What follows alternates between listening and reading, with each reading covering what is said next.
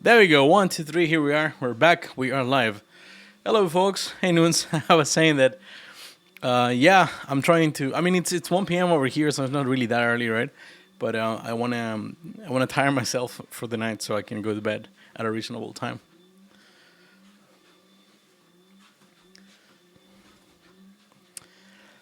And we're gonna go into the vertical coding one. Cool. I'm also trying this new thing where I'm using vertical. No, I'm actually GMT plus four, I think. CET, CET plus one Stockholm time. Let's see. Um, yeah, GMT plus one. You're right. I thought it was much more of a difference, but no, it's that. I think Argentina is minus four, so maybe that's where I got the four from. I'm also trying this thing where I have a vertical, like on OBS, right? I don't know if you can see OBS here, probably not. But I have a vertical stream, and that is currently being sent off to YouTube. And we're going to see how that works out. I think it'll be fun.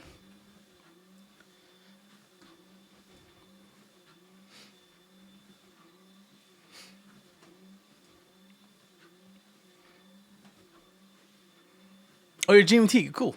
Nice.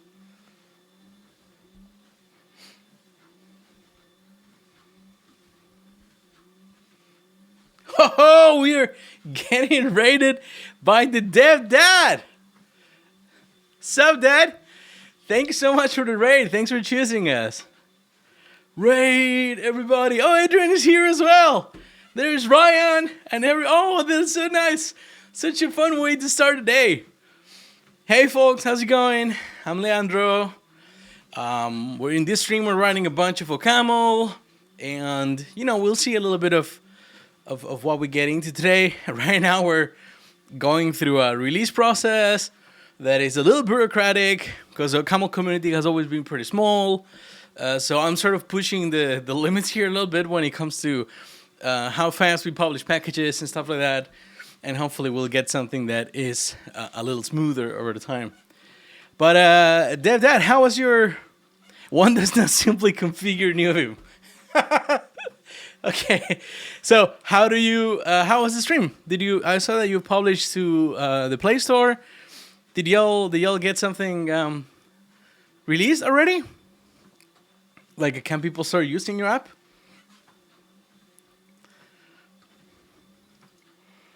Also known as I can't configure it. Oh. iOS is back in review. Ah, that sucks. Android is live and cooking. Nice. I hear that it's tough to publish things to the App Store in Mac, in Apple, iOS.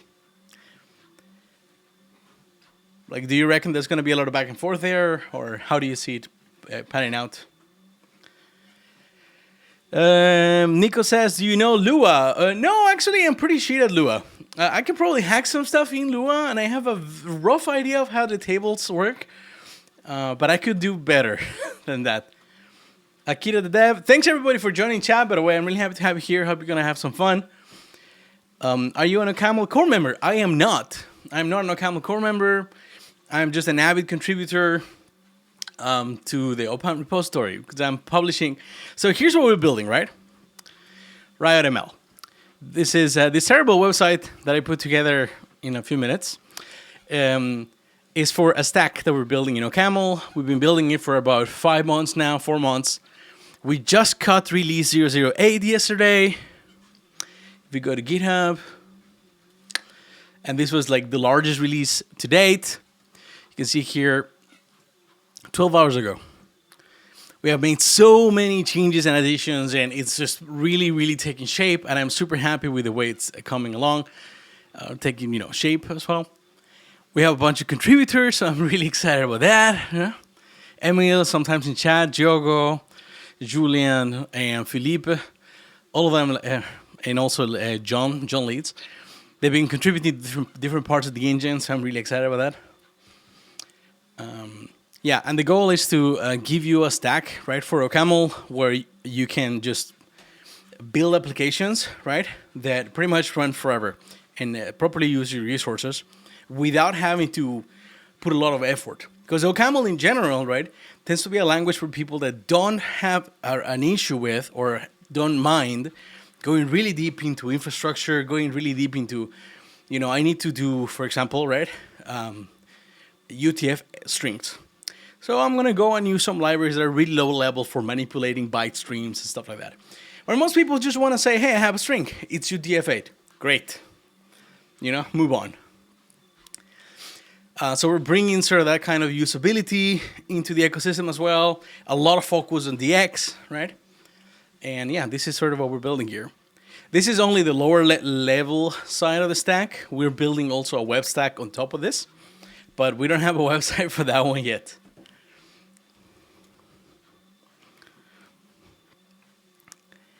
Let's see, chat. A few more back and forth from iOS Store. That makes sense. I do. I do have to learn some Lua myself. That's dope, dude. Thanks. Noons, if you want to help out, this would be awesome. The website right now is here. We have the Riot repo. We have a cute mascot. There's a computer on fire. But the website itself is in riotml website. And this is like very, very new stuff, right? But it is already a Create Melange app project, which, by the way, if you're feeling like starting an app, like a web app thing, and you want to try a little bit of OCaml or ReasonML, this project by Dylan, DM Mulroy, also on Twitch, by the way. So shout out here to them, Mulroy. Is an amazing way to get started and just have like something up and running that will have code reload and so on. He's even got a nice YouTube talk that you can have a look at. Nunes, if you want to have a look at the website, I am very open to contributions here. I think the copy could use some work, but primarily, let me just show you some references, right? I was using both the TokyoRS website and Laravel.com as inspiration here. I kind of like that they have a little of interactivity in the website to just move along and so on, right? But also in the Laravel one, I like that I have so much content and things to show. But of course, this will take time because we need to actually develop content, right? So I think something that could be useful would be to start figuring out how to put together a blog, right? And API docs. Actually, not API docs, but like a manual, I have a lot of thoughts on what to write in the manual, but we would want to have a way to publish the manual into the website. So I think the manual would be great to have. If you feel like working on some of that stuff, then just hit me up on Discord. By the way, Discord. You can join the Riot Dev if you want to contribute to Riot specifically, but otherwise the Caravan is where we are. All of the OCaml streamers on Twitch, we're sort of bundling together and having fun.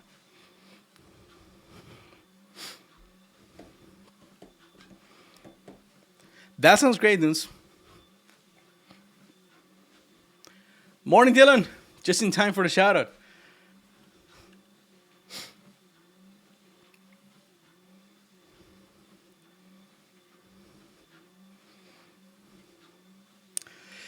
Yeah, Dave, serde needs more love. And I started, this week I've done 3 rewrites. And I think I finally got a model that will really work. That would also be fast, like crazy fast. It would almost be as fast as a manually sort of written serializer or deserializer, right? So I'm really excited about that. And we got it working for a couple of kinds of data types. Unit variants, right? And then variants with a single argument, new type variants. So the goal of this stream is to get new type variants deserialized. And then we'll work in sort of tuple variants with many arguments. And yeah, we're going to do treadmills from now on. I don't know if forever or on every stream, but They're fun.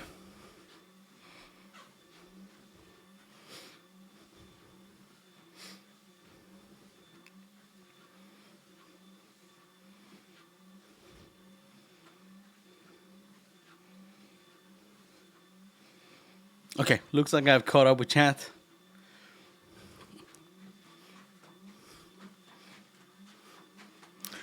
I dance to music and still somehow manage to shoot more than you, Ryan. We'll never know. Why?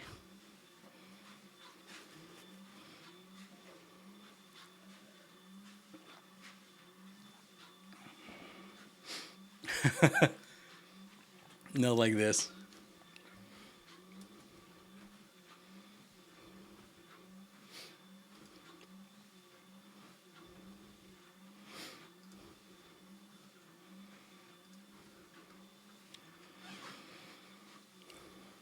Okay, one last thing, Nunes. If you do a hack on the serde website, right? Right now, it is literally just an index HTML. I set up the project because I wanted to do some static site generation, right? Writing in ocaml, right? So maybe I write some markdown files and I have that put out the pages and everything. I don't care if it runs natively or Node or Dino. Wait. 1 second.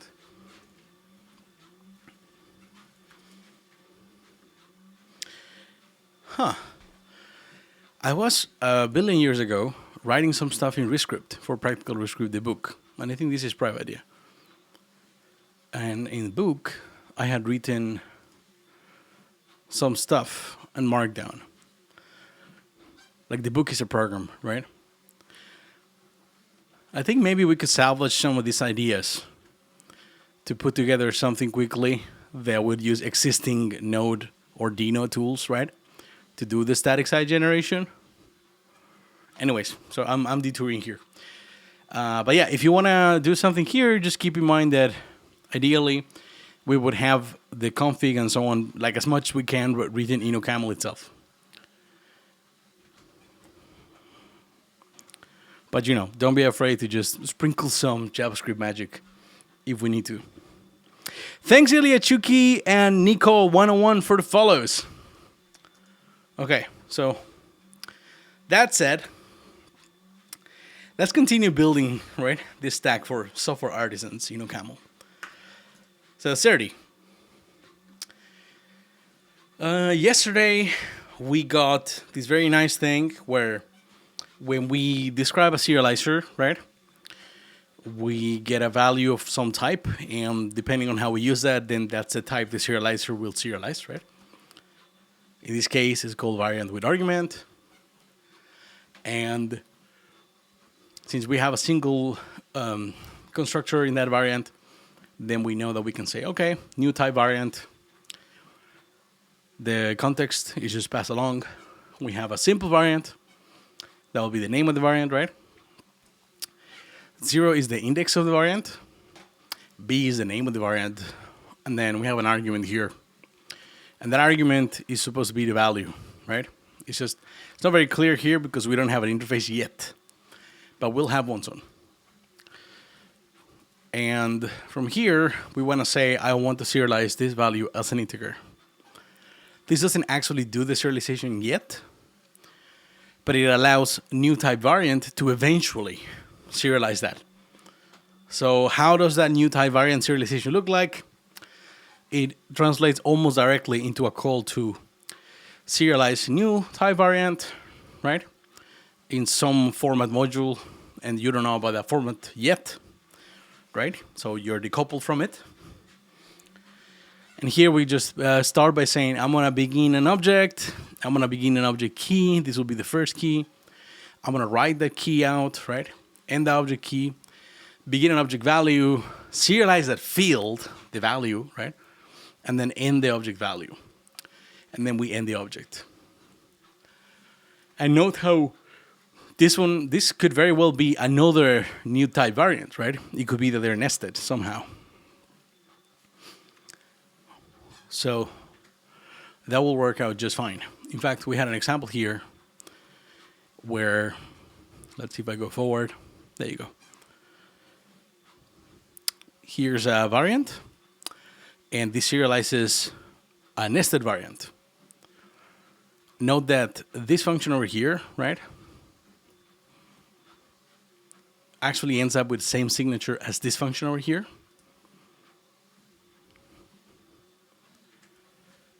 So if we run that and we ignore the parameter, you'll see on the left, we actually end up with a nested thing, a nested constructor. And if we go one step forward and say this will be another new type variant, and it will have an integer of I inside, then that nests correctly as well. 2112.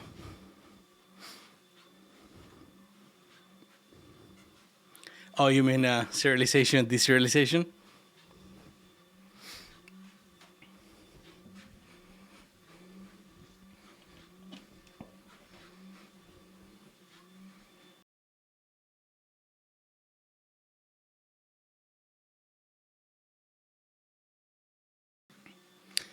I find it funny because it almost sounds like cerdo in Spanish, and that means pig. Well, it's not der serialization. It's deserial. It would be serdis, if anything. I feel like deser is also good. Deser.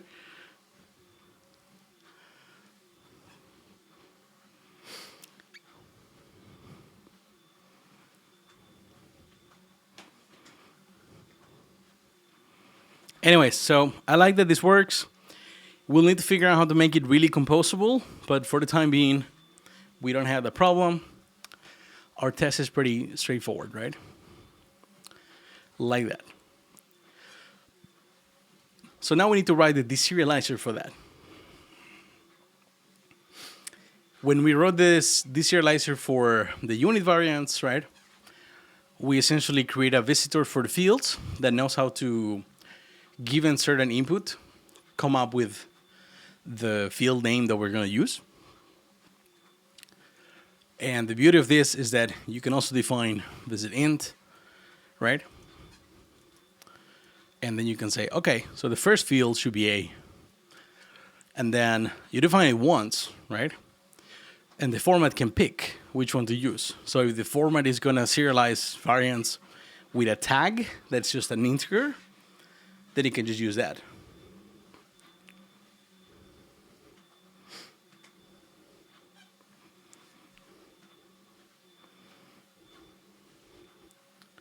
Lurk?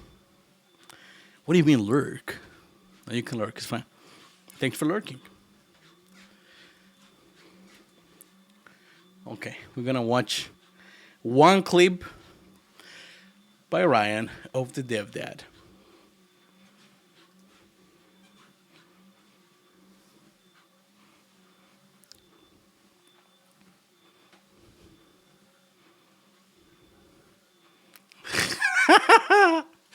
Seriously, Ryan?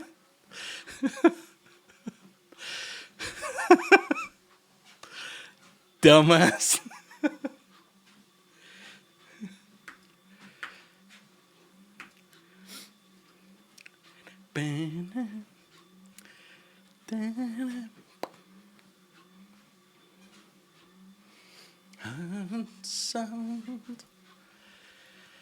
Okay, so we want to build the same visitor for now. We want to say we're going to be deserializing a variant, right? And then we'll say I need an identifier, and I expect it to be B. And then what I thought would be a good idea to say is to say I want to deserialize one type, right? And that will be this the identifier corresponds to a new type variant, right? And I have one thing in there, and it should be an int. And I give you that, and you give me back an int, and then I construct the thing.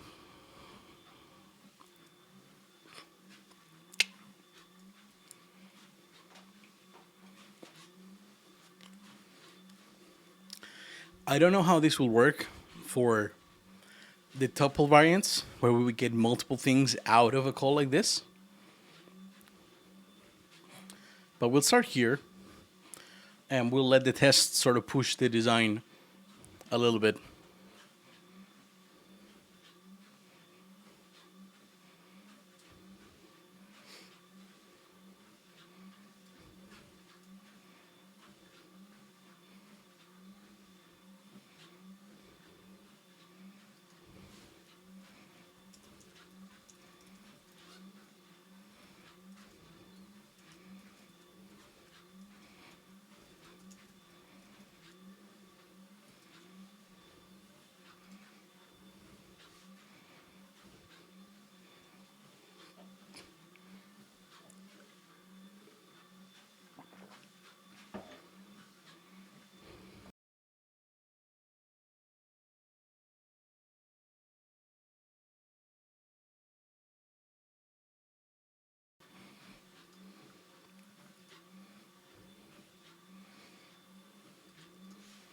Okay.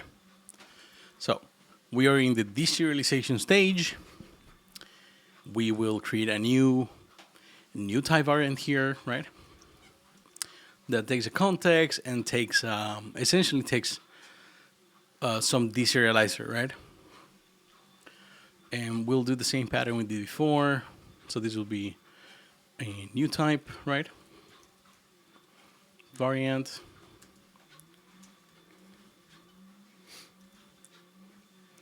Hey, Mouse. Thanks for the follow.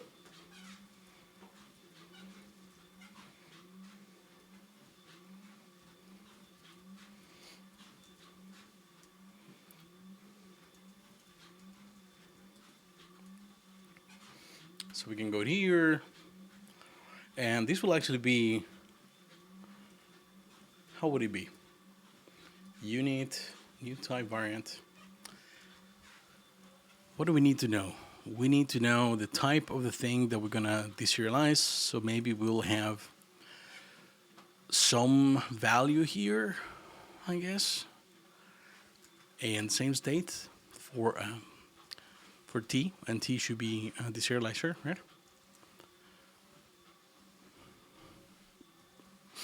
We need to add that as well here. And now we'll complain that we're not implementing that here, and we're not, right? So deserialize unit, new type variant, and we get some self that we're not going to use. I think we will use the self. We get some state, and we get some type that we want to deserialize, right? And for the time being, we want to do something like that. Let's just see if that compiles. Cool. So that compiles. And now we need an int. So when you call int here, right? So that we deserialize an integer, that should be a function that is defined within the D module as well. And that will take a context, and we'll just call deserialize int.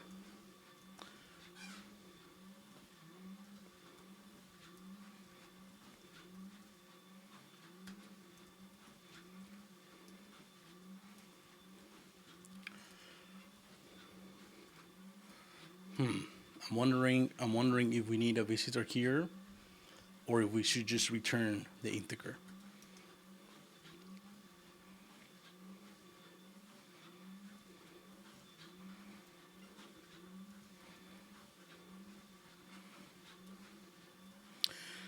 Because for the serialized string, we actually take a visitor, right? That is that has a visit string function inside. So I think that makes sense. Just for, if anything, for API symmetry, right?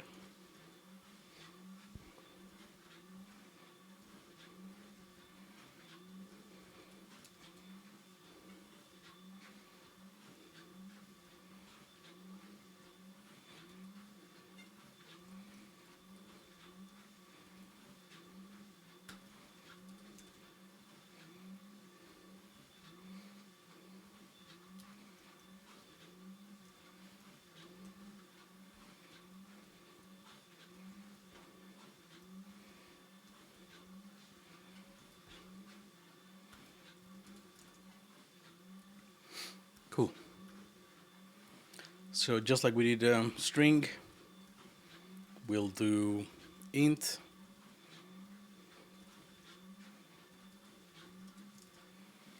Right. Okay. So before, right? How do we do this for the serializer? For the serializer, we just call serialize int, and we don't do much. How do we do this for strings? Let's string. Deserialize string. What do we call that?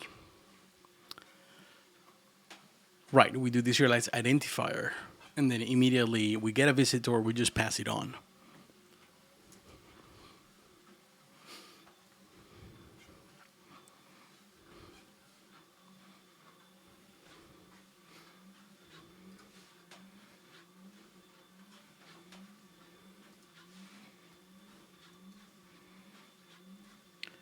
Hey, Antonio Tomasella. Are the volumes okay on the YouTube side? Does that even work? This sounds like it will be a bad idea to just go both places like that. Oh, Cerberus Software, how's it going? I've seen your stream around, right? Maersk.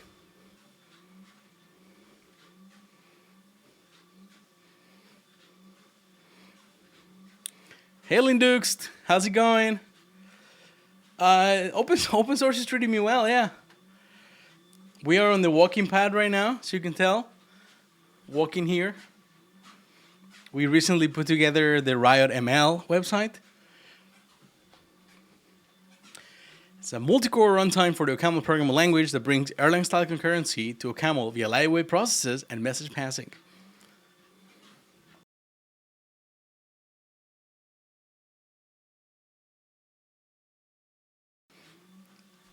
Oh, okay, that makes sense. No worries.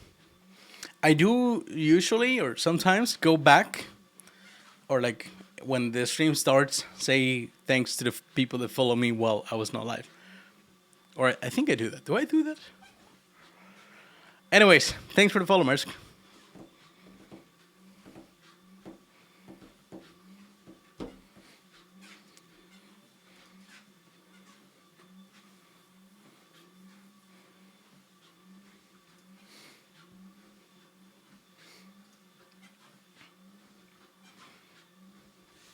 Hey, Zion Rec, we're writing ocaml here.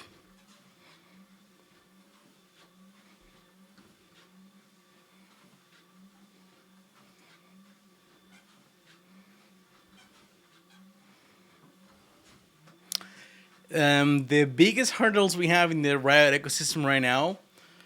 Hey, Untitled Gooseberry, thanks for the follow. The hurdles are that I need help. I need help building, right? There's so much stuff to be built across the board, right? Oh yeah, I absolutely would love that. So, Maersk, this is the bottom of the stack, right? This is not specific to like web apps or anything. This is just so you can build multi-core apps, right? With ease. You just like write your camel code, and Riot takes care of just like doing everything across the cores and stuff like that. It also includes things like supervision trees, right? And friendly, multi-core friendly I/O for networks and file systems, timers, that sort of thing. And it's fast. It is very, very fast, especially considering how much it asks of you, right? As a programmer, it's like I don't need to think very low level. So this is kind of like going in the Go direction instead of the Rust direction, right? Which I think is good for DX. I think it's good for shipping things. And this is what we're here for, right? Shipping things. Now, on top of this, right, we will build everything. And let's see if I actually have, because I usually have a window open somewhere with diagrams in Mermaid. Let's hopefully it's this one. Yes.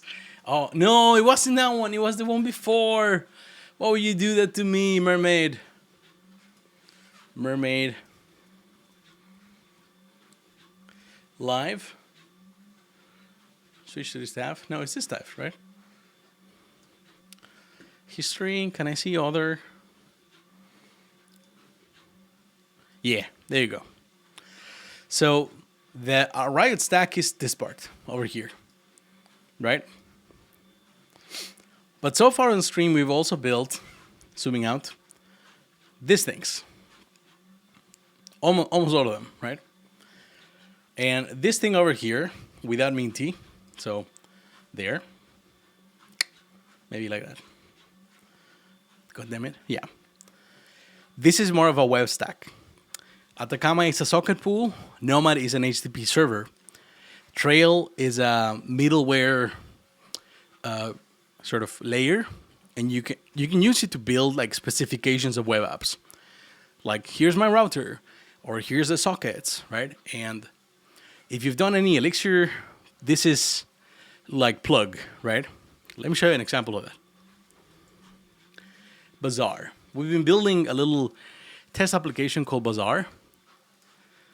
And when you go into the top level, like main, you just like Riot start your applications, right? Which are modules. The Bazaar application, right, is very small, and it just says, okay, I'm going to start an endpoint, and this is like generic to the web stack. And then I'm going to start some other thing that is specific to my application. This could be a database connection pool. This could be any sort of internal server that you need to run. If we go into the endpoint, this is where Trail pops up. This is a specification, right? That says, I want a trail, like a middleware chain, where we're going to set up cores this way. We're going to set up a request logger this way. We're going to serve static assets in this way. We're going to have a router. The router is going to have like a get endpoint that will call this function, right? And so on. And once you have the trail, you can ask the web server Nomad, hey, start that trail. And now you have a server. And this will actually spin up different connections, right? On different processes and so on. So yeah, definitely poke me on Discord, same username, and we can chat about this stuff.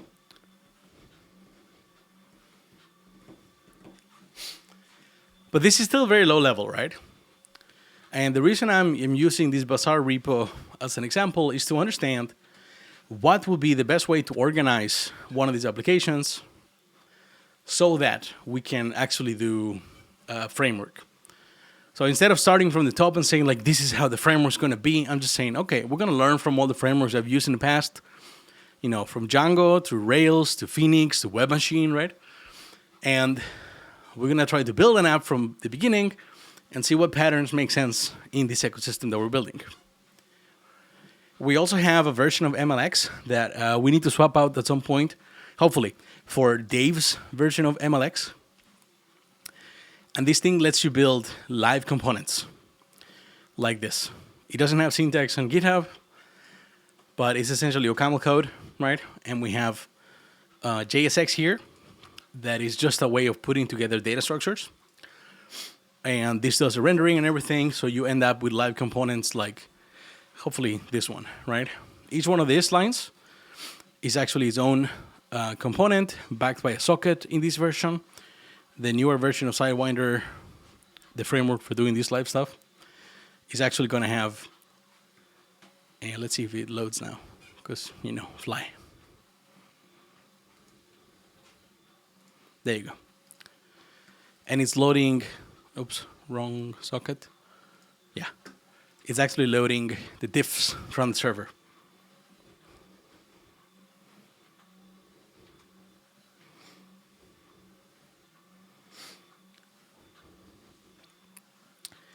So style-wise, I'm very minimalistic, folks. I like things to do the bare minimum possible, and I think a style like this, clean, just white, black, and one accent color, I want to keep it that way, right? Gooseberry, yeah, exactly. This is literally live use. I mean, that website, right?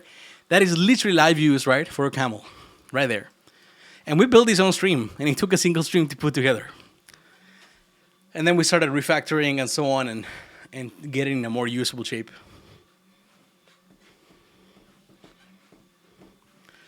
Let's see Cerberus software. Cerberus software.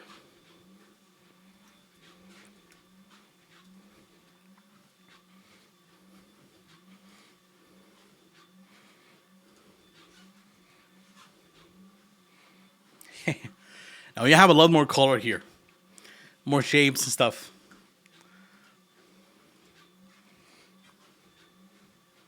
Doxed. Fully doxed. Maersk must be Marius, right?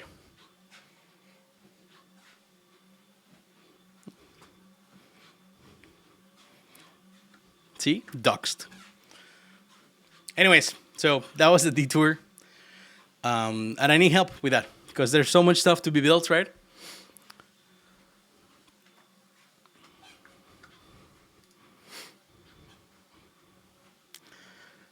Thanks, Rugobalt. And if you folks don't have time to contribute right in that way, you can always sponsor me as well. Like if you like this stuff and you want to be able to use it, I think sponsors? Sponsor. There you go. So there's many ways to contribute here. With your time and effort and sweat and blood, or with money. Okay. So let's see how this int works.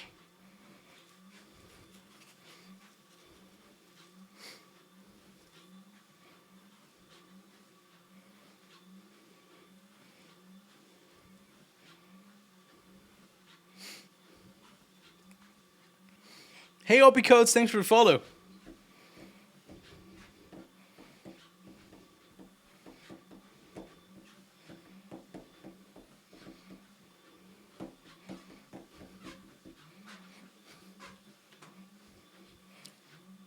Damn, such a good song. Bam, bam, bam, bam, bam.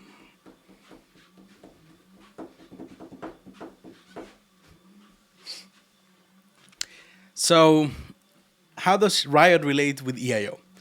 EIO is an amazing library, right, for doing multi-core ocaml, but it is very, very configuration driven. It's very low level, right? With EIO, you have to manage your domains and your fibers and your switches, right? And you have to sort of build your app in such a way that is aware of these things. So I'd say it's more on the Rust side of concurrency, right, than the Go side. You also have capabilities. So you're able to say, we're going to restrict this application to only use file system operations, or to not do any network, or to not have clocks, for example, right? So it's super powerful in that sense. But the downside is that it is kind of a pain in the ass to use, right? So if you have a use case that justifies those requirements, then using something like EIO is good. It's also crazy fast. It's really, really fast. But it will take a lot more time for people to get into and use and so on. On the other hand, Riot is more sort of, let's say, a layering, right? It puts a layer between your program and all of the scheduling, all the multi-core stuff. So when you write Riot code, you never really think of threads, right? You never actually do multi-threaded programming. You just say, I have my processes, right? And the processes send messages to each other. And then Riot figures out how to run those processes for you, how to schedule them, how to move them across cores, how to move the messages around, that sort of thing. So if on the one side you have something like Rust concurrency, on the other side, let's say somewhere in the middle you have Go, but on the extreme of that spectrum, you have something like Erlang or Elixir, right? Riot is definitely on the Erlang and Elixir side of things.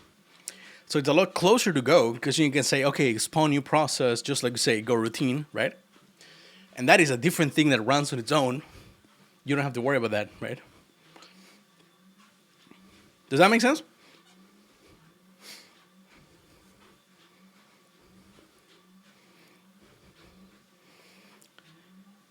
So you can write really, really fast OCaml code. Like, the garbage collector is very predictable once you obviously get around it, like any other language that has a GC. But it's very tiny compared to say like the JVM garbage collector. So I would say, in a lot of ways, right? OCaml on its own is very close to C, right? You can actually write OCaml code that compiles very cleanly, right, to assembly. Not perfectly, of course, because you still have indirection and you still have sort of heap data mostly, and you still have a GCM, yada yada, right? But compared to, I don't know, JavaScript or Python, it is just like orders of magnitude, right? Closer to C. And on the concurrency side, because of things like riot and so on, it is closer to Go. Performance-wise, I would expect that some things, right, OCaml be faster than Go. But generally speaking, if you want to do something that is very compute heavy, right, like crunching numbers, that sort of thing, you probably wouldn't use Riot. Riot is best for networked applications, right? Things that are I/O heavy, like a game server, for example, sort of thing, or a web server.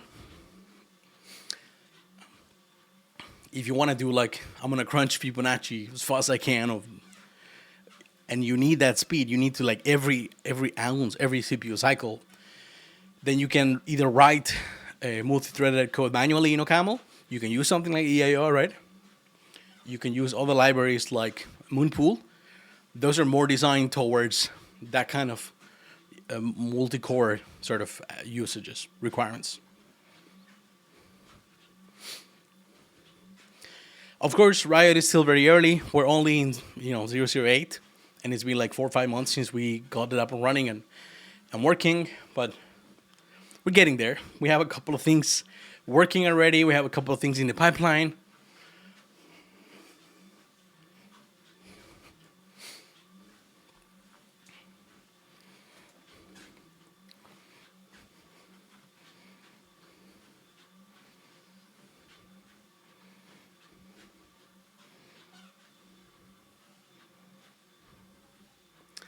Right. So the YouTube stream is meant to be for shorts. So it has a vertical form factor.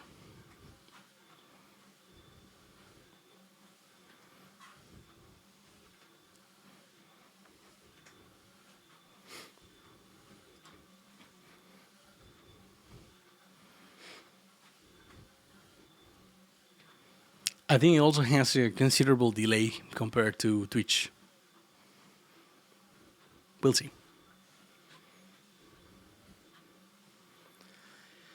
Yeah, I would stick to Twitch unless you're on the phone. Like in the phone, it's going to be hard to read the screen anyways. So I think a vertical form factor is useful there.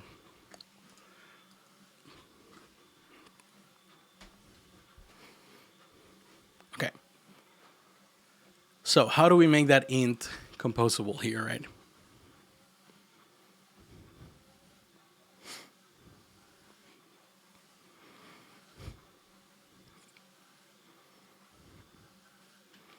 Could be a geolocation thing. So here we have an int, and we need to define that. And we have defined it. Why are you not liking it? It's right here. Oh, we're missing a visitor.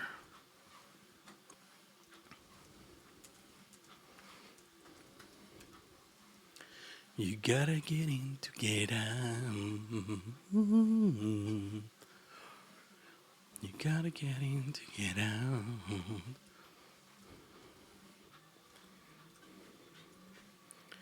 But why do we need a visitor here?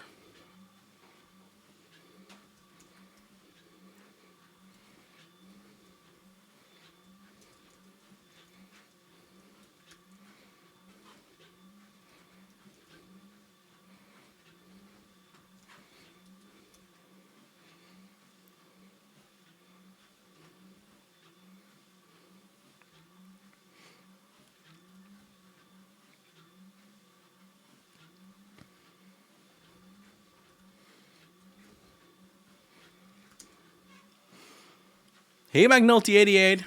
Thanks for the follow.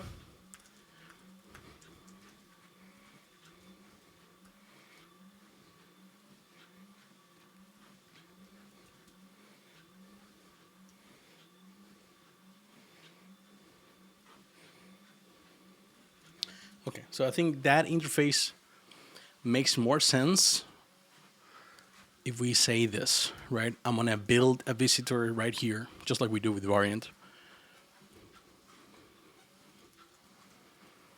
And this will be visit int, like that. And it will take a context. Right.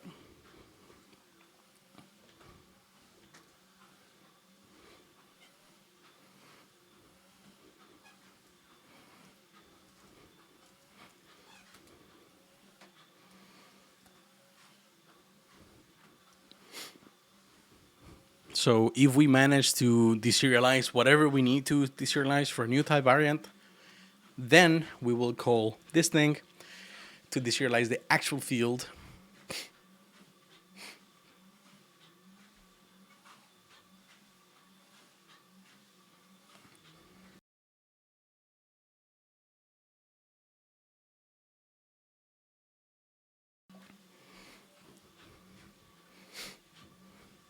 What's up, Butcup? It's meme on Twitter o'clock, by the way. Hey, if I don't get a link, I am watching.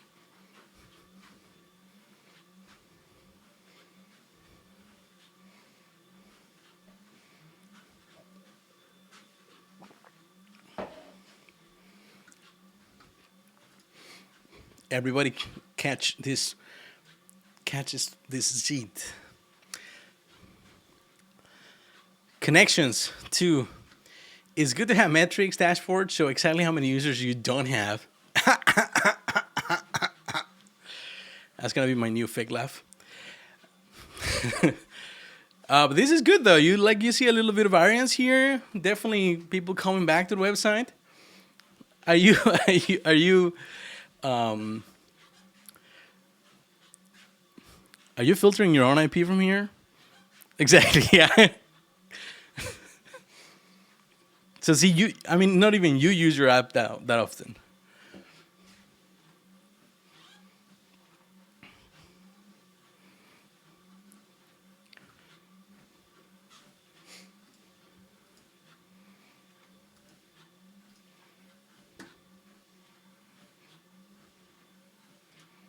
A repost.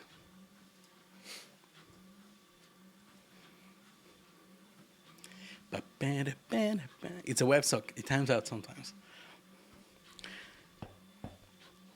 Sounds like a buggy state machine.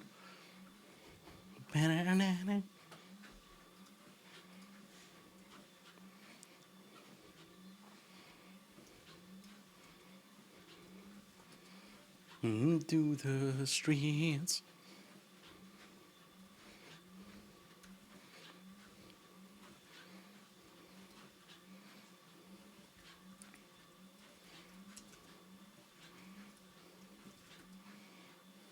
Into the light. Too many things. Too many people and too many problems.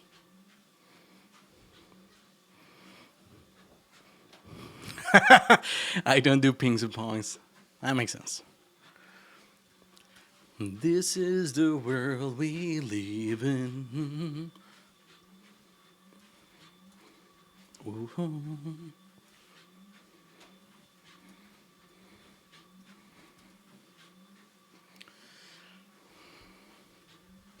Right, and this is breaking because new type variant is expecting one of those where it really should be expecting the same thing the variant is, which is one of this, right?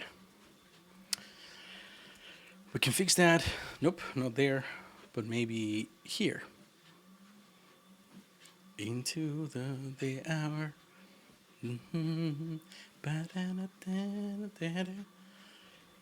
Do we really get a deserializer? Really? I guess we get on one of this, right? Deserializer functions. Or maybe we should get a deserializer. So then it would actually be composable, right? So if you give me a deserializer, I will do the job of like unpacking it and yada yada. But then you can just use existing deserializers and compose them together.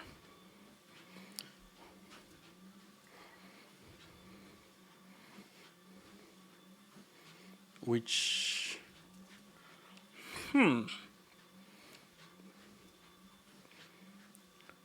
Bam, bam, ba-na-na-na-na, bam, bam.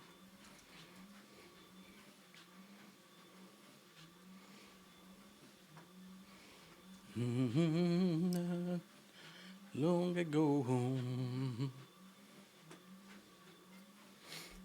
Downtown. Or maybe it will be easier to just drop that constructor. Because if we drop that constructor from here, right, then literally, right, the function type becomes the deserializer.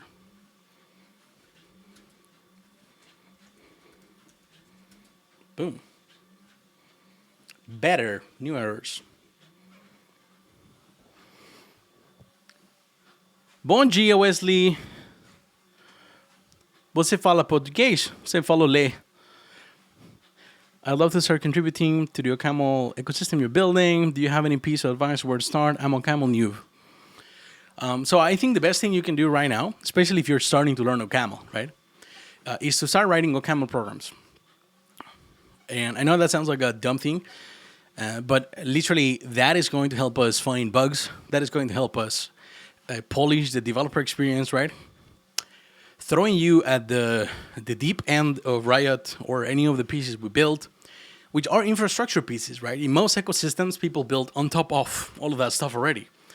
That's going to be hard on everybody, right? Because it will require a lot of like grinding and figuring out like how the language works and learning some of the more complex things of ocaml, right?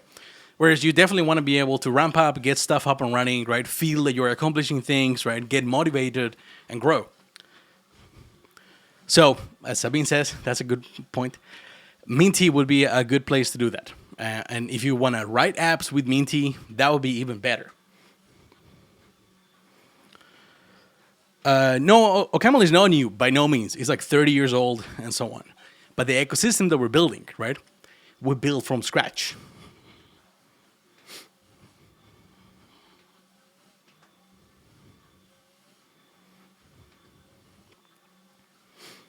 So let me show you Minty.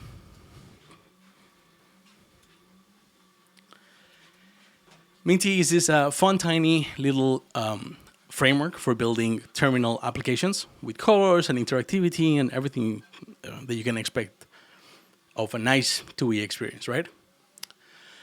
And the Minty library itself is very small. We have tons of examples of how to use it. So I'd recommend you to like play around with the examples, try to build your own apps, right? So you get around the language, and just from using that, you will find things that are missing, things that maybe are a little rough around the edges, and this is how we find the bugs, how we polish the developer experience, and so on.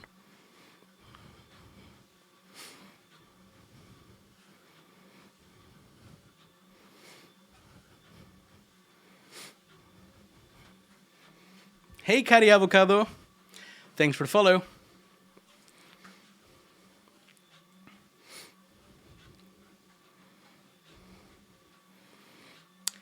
So March, a lot of these things exist in the ecosystem, but they were either not multi-core ready or they don't have the exact same kind of values that the Riot stack is sort of,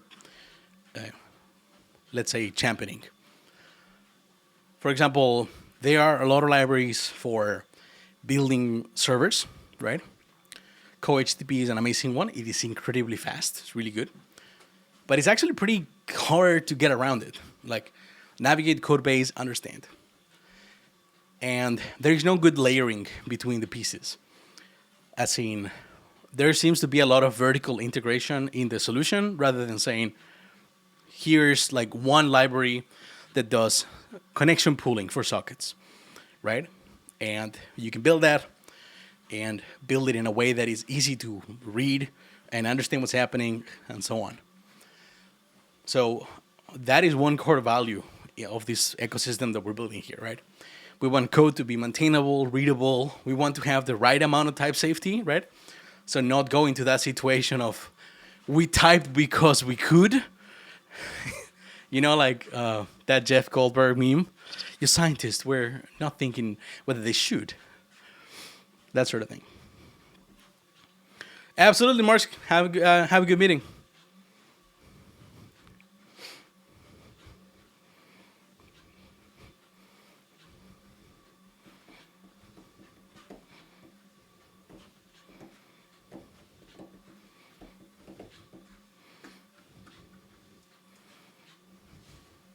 Aw, thank you.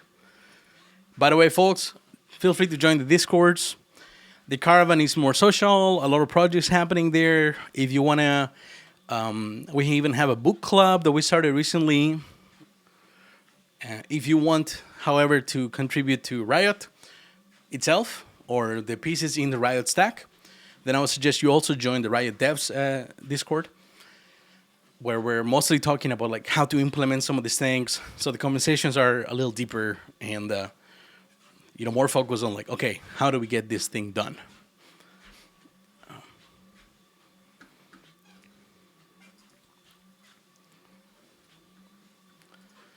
I'm constantly refreshing this to see what happens, and I haven't seen any development yet. Okay, so now we have another type error here, which is great. Line 207. We want this. This should not be returning a unit. This should be deserializing into a B. Why are you not deserializing into a B? And is this... No, this is returning variant with argument. Okay, so deserialize new type, right? Should be returning a value.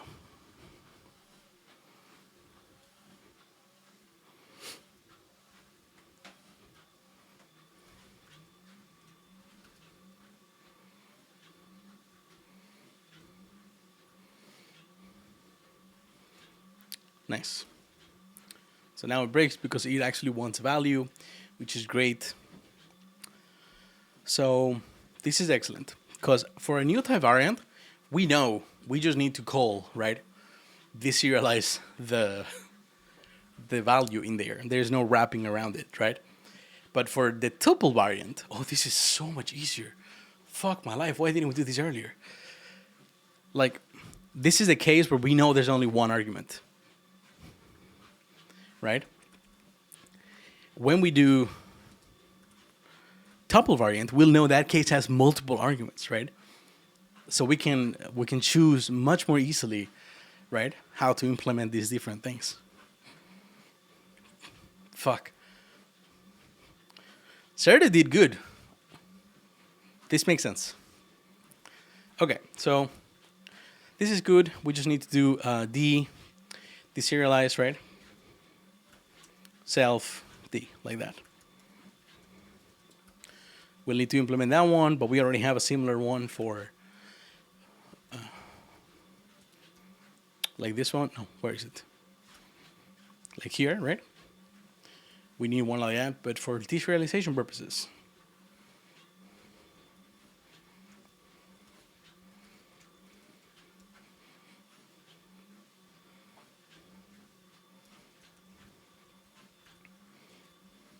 You're no son of mine. I think I can probably just go ahead and do this. And the type will be a little generic, but we'll tighten that up with an interface later. Pratic shit. Oh wait, startup or big tech, your pick. Depends. What's my role? Because if it's at a startup, most of the roles will have a lot of hats, and I'll get to do what I love doing, which is like product and engineering, right? Doing leadership as well, trying to figure out the direction of where we're going, right? If it's at a big tech company, then it really depends on the role and the kind of company. But a startup is usually more malleable, and I kind of like the fast-paced environments.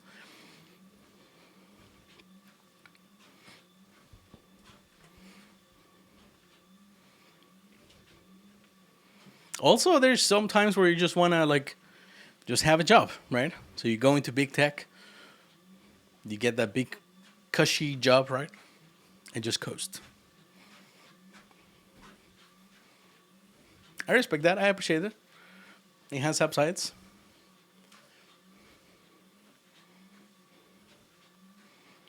Okay, that's excellent. So now we need to implement. When we go into deserialized variant, right, we want to say if we start with brace, right, then we know we want to go into one of two variants, new type or tuple or record even. Ooh, how do we do that? How do we disambiguate there?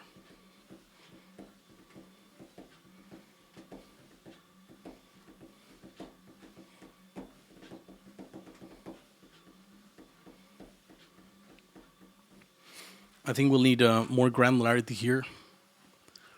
So this might need to be visit univariant than just variant.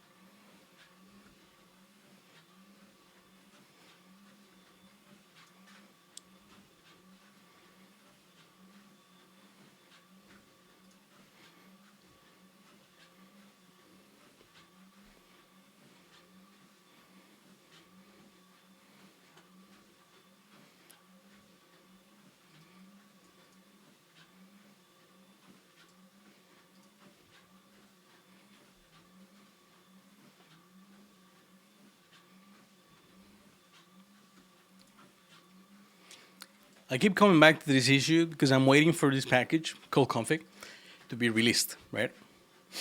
And it's essentially going down the path of we don't like the name, right? And some discussions around that. Whereas I personally think that if the name is not offensive, right? If it's not intended to confuse, and if there is working code, so that's being used somewhere, so it's not like obnoxiously intentional squatting of the name, then it should just be first come, first served, right? If you publish a package and you pick a name, let's say int, right? And it's a library for handling integers, and you're there first, that sounds good. It's yours, right? And anything else on top of that, to me, feels very gatekeepy. Like, especially if there's no like clear guidelines on how to name things and so on.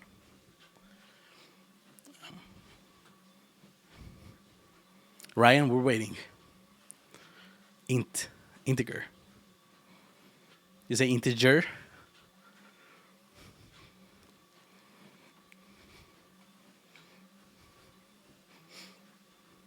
Integers. Integers.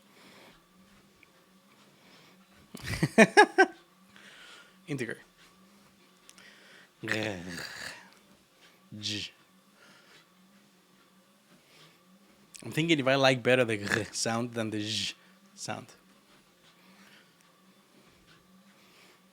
Not for integers specifically, but generally.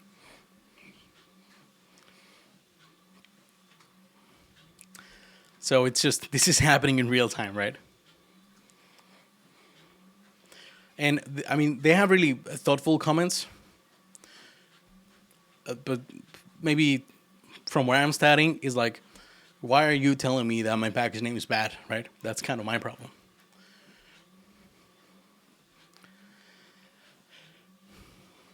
But we'll see where we go. Hopefully, two people that were saying before that they didn't like the package name or they found it confusing or they have some thoughts around it, right? now are saying, they're fine with a policy such as like name is available, first come, first serve basis, or that they don't have too strong opinions on the specific package, right? I just try to point the conversation back to, hey, I'm waiting on this release to release this thing and this other thing. So whoever has authority over what goes and doesn't go into the package manager, package repository, just give me a thumbs up or down so I know what to do. If they say thumbs down, then I'm just going to remove the package, rename it, call it something else, right? And just like pick a weird random name.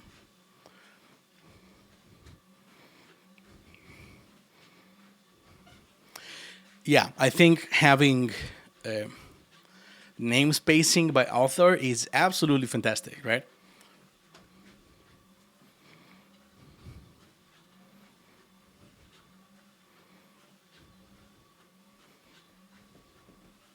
But it's also not free of problems. At the very least, it allows you to say, okay, I'm just gonna like create my own tiny little world here, and I will have some nice names. It's gonna be confusing anyways, right? If there is one libc package, right, and it's not good, and you have to use something else, then you have the same problem as whether there's like many libc packages that are scoped. Like discoverability, I think, is orthogonal to how do we name things. Okay, but you say GIF, right? You don't say GIF.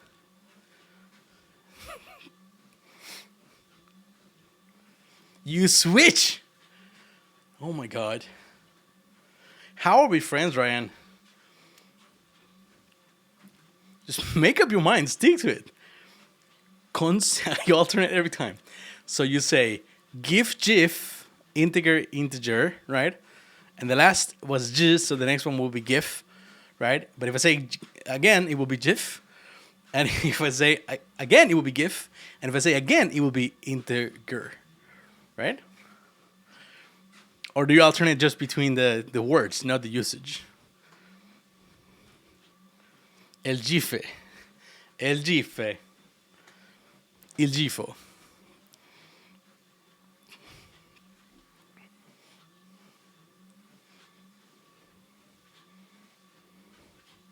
Damn, this playlist got a little slow. Why didn't you play That Soul and Invisible Touch? Oh, you did. Wait, you already played Jesus He Knows Me? I didn't listen to that one. I forgot to pay attention. So we're going to listen to that one again. Such a good song, and it has nothing to do with the fact that it says Jesus.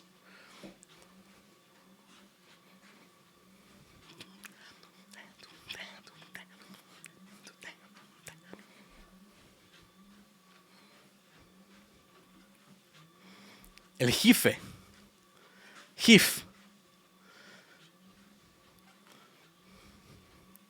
You don't have a Spanish accent, so integer doesn't sound integer. Integer. You think I have a Spanish accent? Is that what you're saying, Ryan? That I have an accent?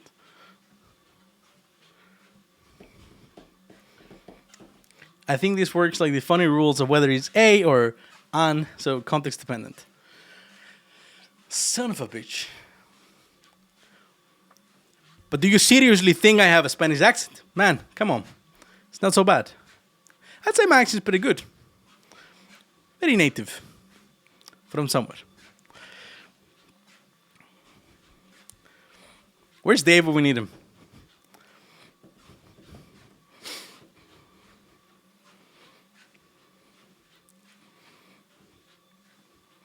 If I really had a thick accent from like Buenos Aires, you would definitely notice. It would be obvious. Very obvious that I am Argentinian, that I like ocaml, these sort of things.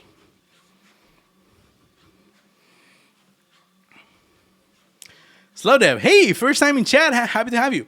Your accent is awesome, thank you so much.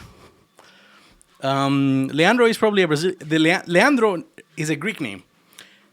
So it has been sort of imported over. It is very, very common in Brazil.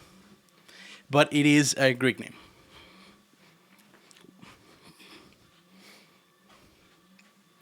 It is not as Greek sounding as Spiros, right?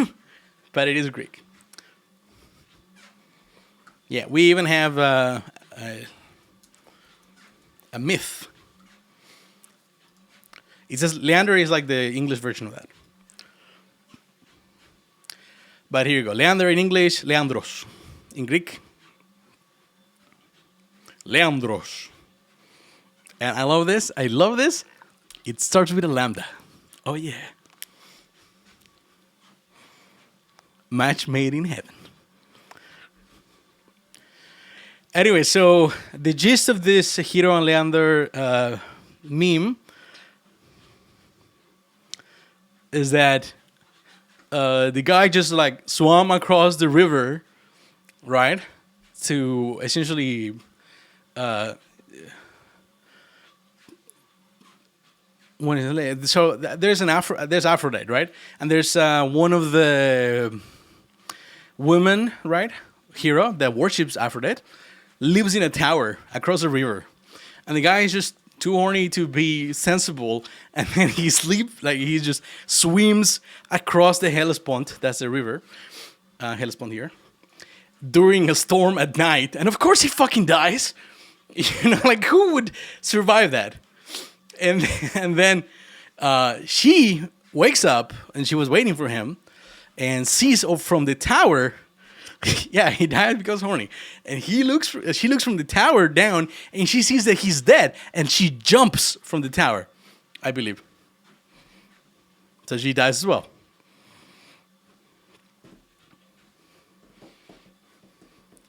I mean, at least let the guy die on the way back, you know? Don't matter hand sex.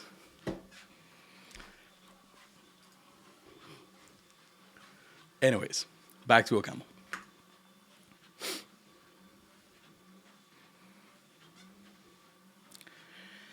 So how does serde JSON implement this? Oh, by the way, speed of games. Ryan, I've tried generating versions of this, and this is not what I get at all.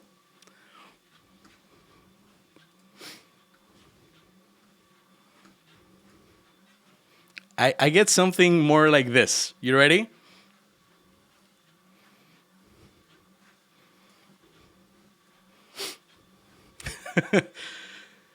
And that is not the same style. And I'm using this style ID.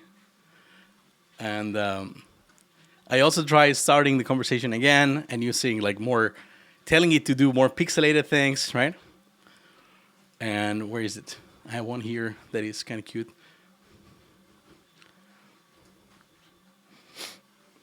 That one. But I look very young. I look like 12.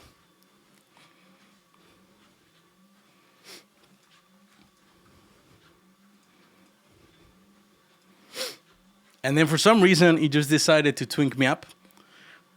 And not gonna lie, I look hot. But it doesn't look anything like me.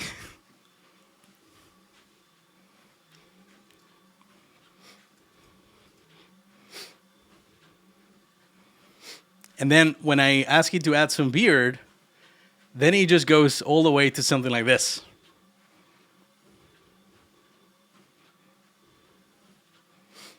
Which is, I mean, it's closer to the style that you have, but I don't know.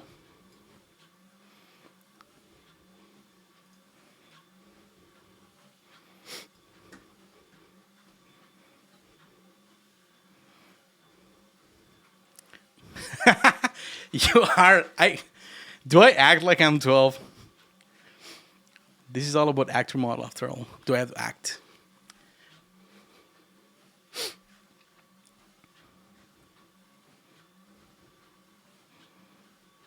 I don't know, because I don't have a good reference of how you look like. Actually, you don't look anything like that. The last one. The last one has some resemblance.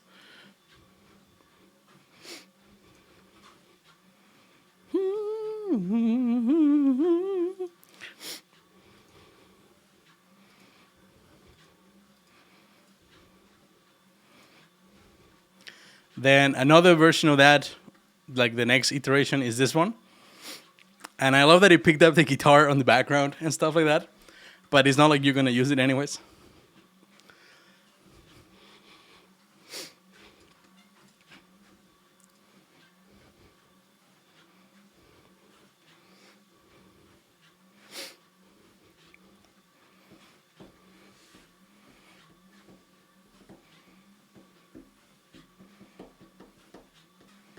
You gotta get in to get out.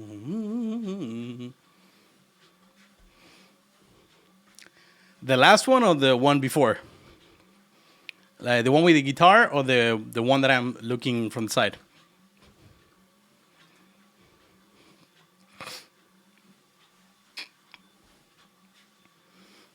Oh, the photo I use.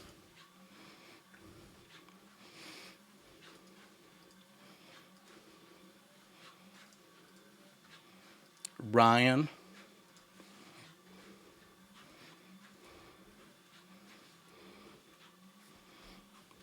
Sent.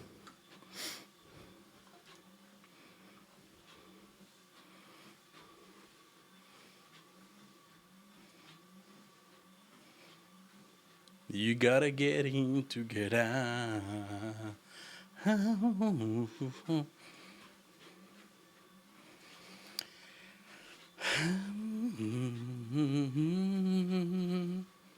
Okay, so Jason, Sir Jason D. And we want to go into new type variant, right?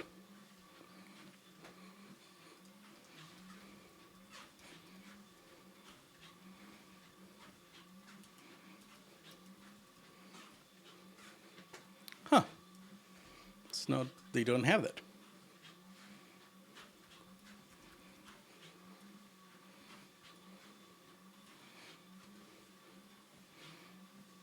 Oh, no, they do. Yeah, and they do the same thing we do, which is just forward, right?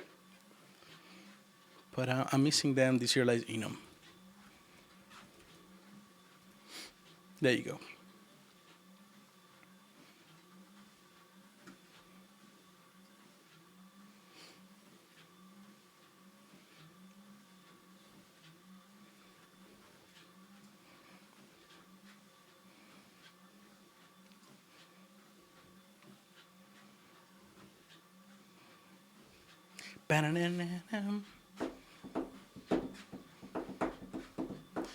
Fuck my life. Bad Cop is playing Dota.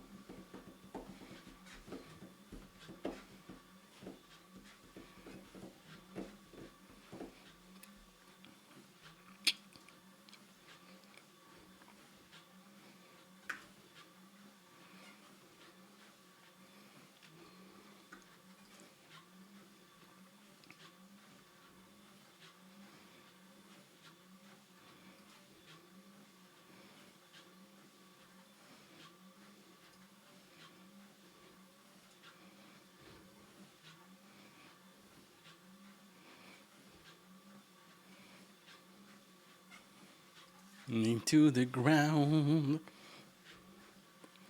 This is a pace.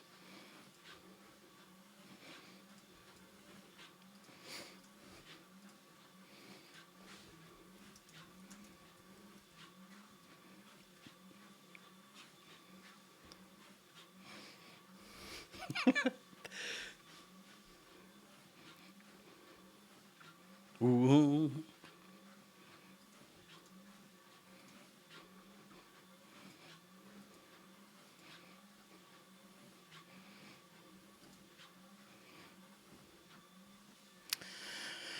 I am getting distracted, chat. Hey, Jazz, how's it going?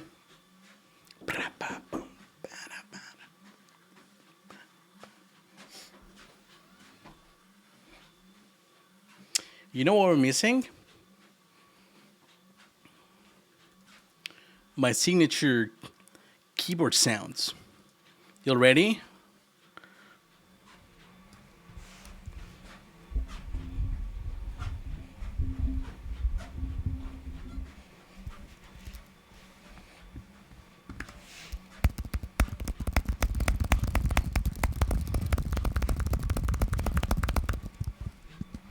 Nice.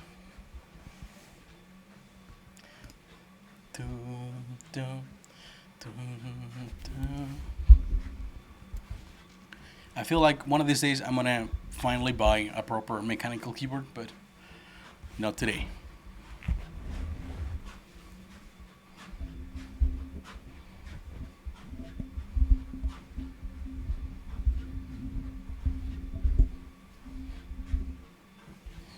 Though we know we'll never keep. Okay, so when we have an enum or variant in our case, right? We just pick and see if we get a brace, and if so, we're just gonna go ahead and tell it to visit an enum using the variant access, right? And this visitor, right, or this visitor rather, right, will call this variant accessor to do things with it.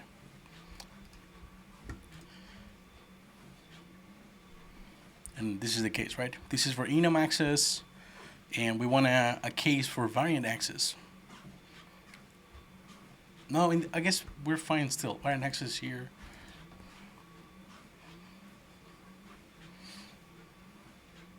Right, the variant comes from there.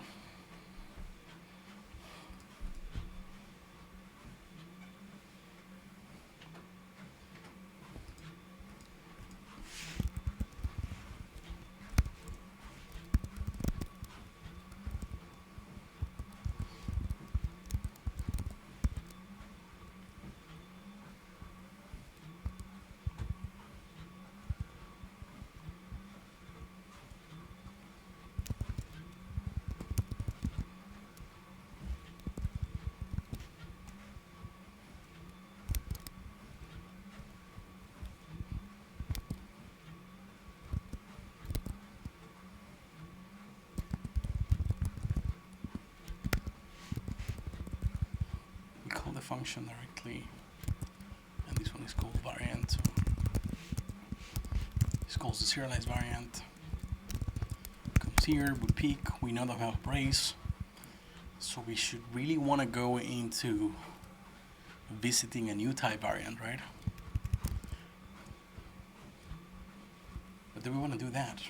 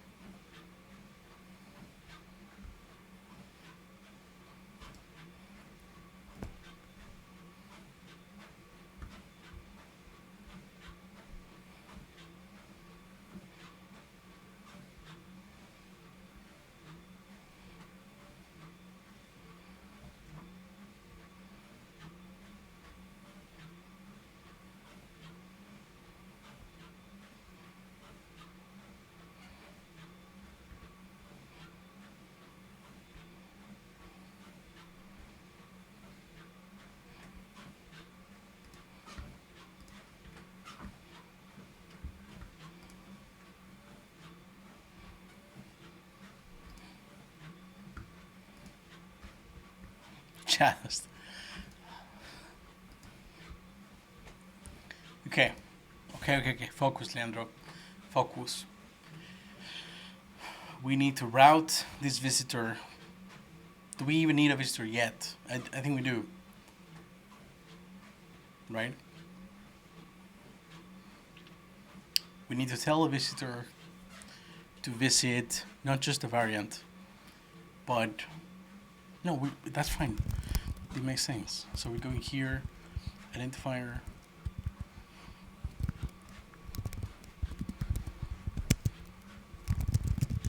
And then after that, we just want to make sure that we have the end object, right?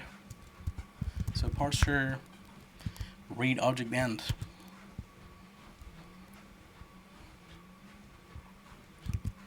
Wait, do we do that here as well? Or? Right, we have each-r. So essentially parser read object start. And that just takes a reader.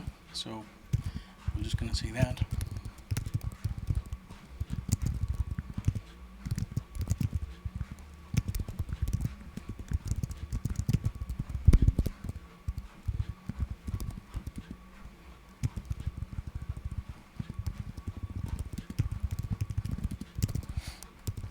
We have a value, so we'll return value.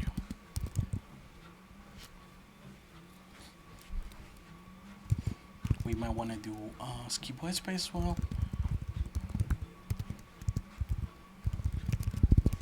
Like that. Okay, cool.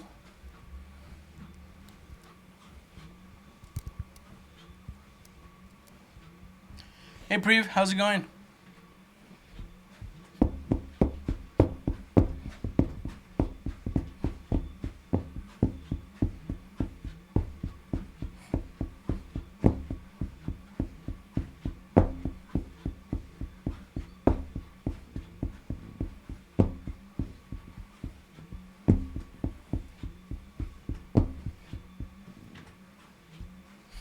So that makes sense.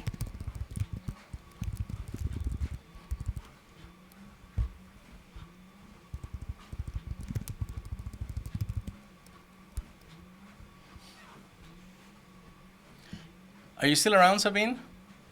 So this is what sort of the code I had in mind when I was thinking of that semicolon ops. This code over here. Like I would actually love to just write this, right? And then every time I say in, I just say question mark, colon, like that, right? Oh, sorry. Almost what I want, right? Like that, right? And I think this makes so much sense because that boilerplate I have there is just like, ugh. And that happens to be a small one, right? And hopefully, I think they're not going to be bigger than this.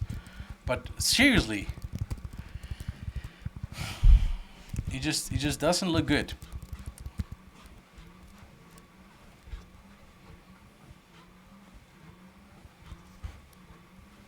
OL meetup. That sounds cool.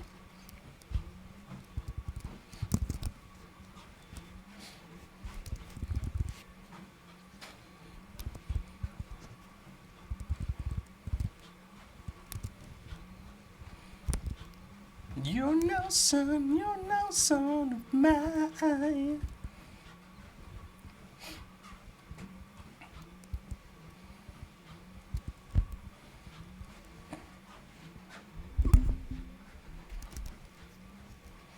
Okay, so I like that we are getting to the semicolon, the colon here, and of course the problem is that we need to parse that somewhere, right? And I think that will be happening in the new type variant. So in the variant access that we have defined here, right? Then I would expect us to actually parse the colon. Yeah, we do that, exactly that. So if we go here, when we say new type variant, then we'll just grab the value, whatever that is, right? And then we'll just do parser read colon, right? And this will be reader.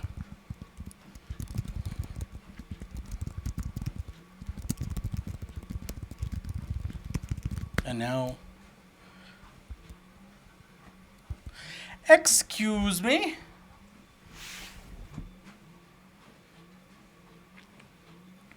Same error? Why?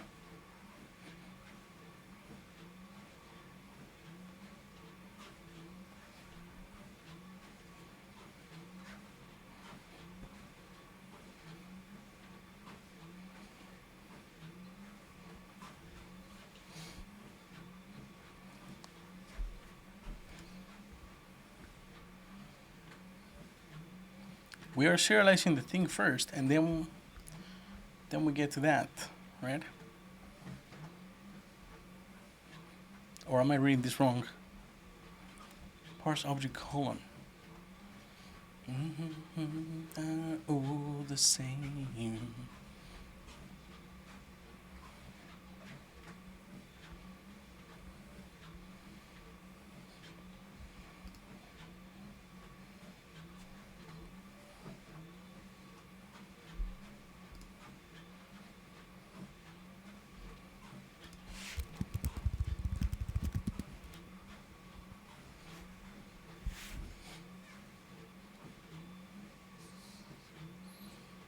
Well, that's weird. So we call visit variant, and then first that calls identifier, and then that calls new type variant, right?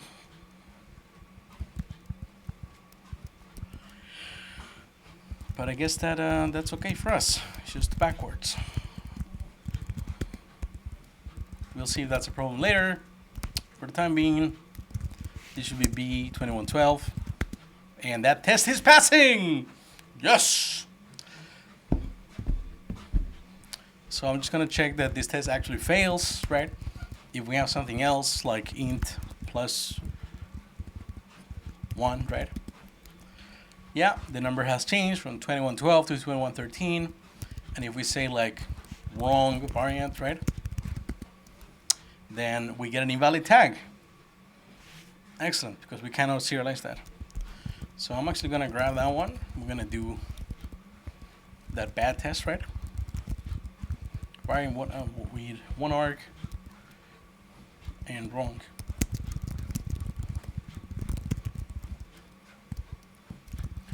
So that will fail now.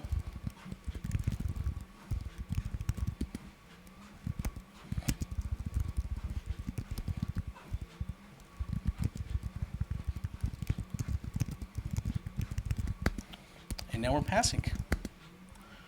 Hey Crispies, how's it going? Thanks for the follow. Feel free to drop in chat and say hi.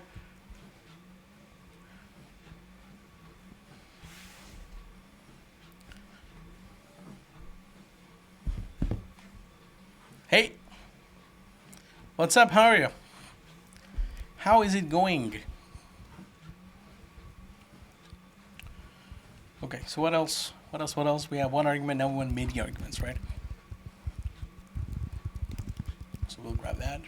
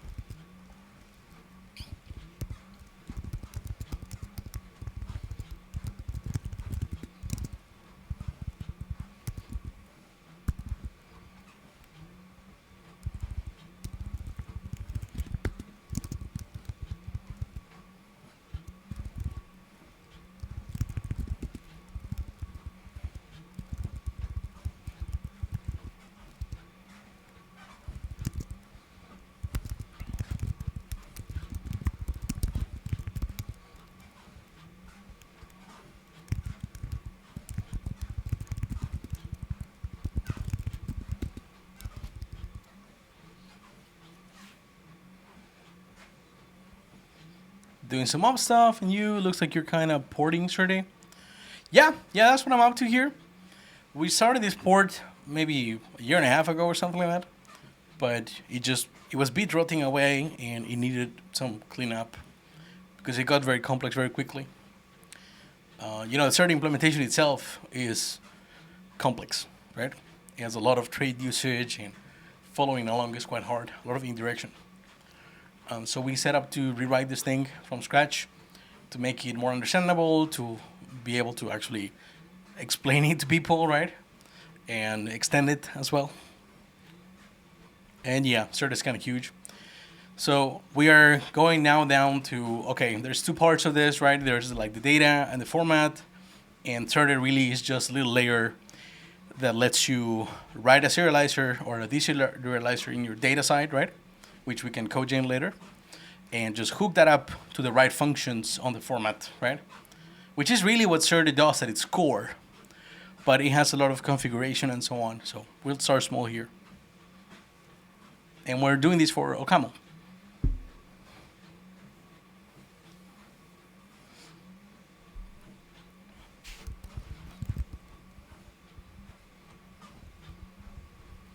Well, let's see. I feel like I'm going to be featured there, and I don't want to read what Ryan wrote, but the MVPs. He's got brains. He's got an actor multi-core scheduler in ocaml. All right, cool. Oh, you pulled up all the links. Nice.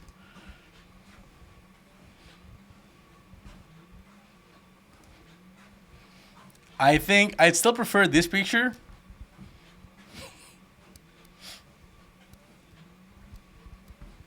Which I'm going to send to you.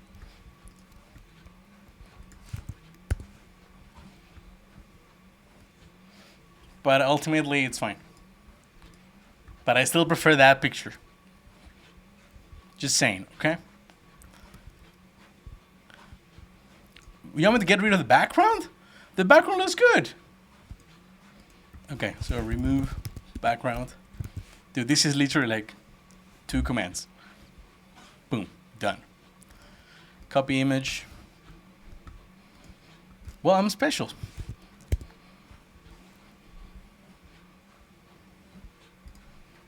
There you go.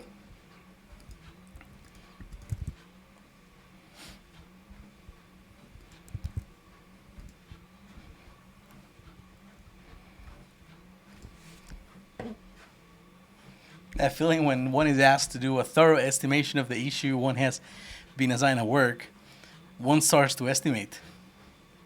Keeps breaking down the thing, and what was supposed to be finished in 2 weeks looks like to be a month. Oh my god. That happens. I also love it when you start doing that and you realize it would have been faster to finish this than to do the estimation. But I guess over time those like cancel each other out.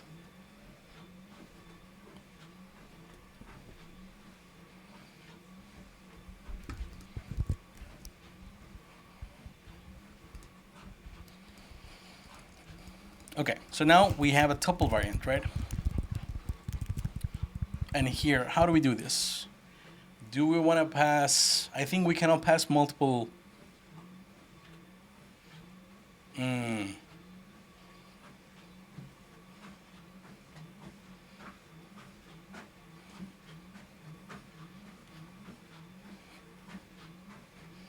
Maybe here we would have to do a slightly more, like less CPS style API. Like you would start saying tuple variant, and then you can just do field, right? And then you do the ID and the value, and we write those one after the other, and then you do end, right? Like.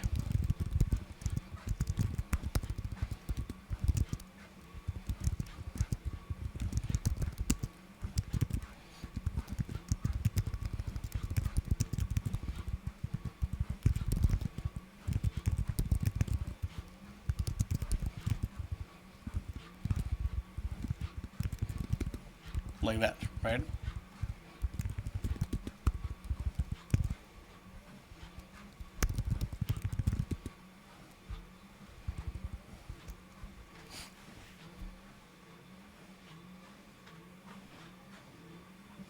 Oh, sorry. Let me see.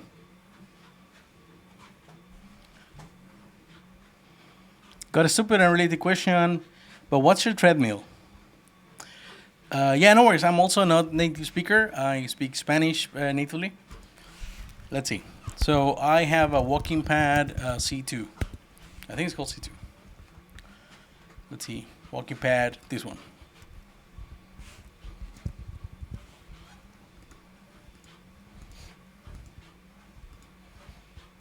It folds nicely. It fits right under the desk. It's crazy silent. I think it's rather expensive, to be honest. There are cheaper options out there, maybe at 350 or 400, but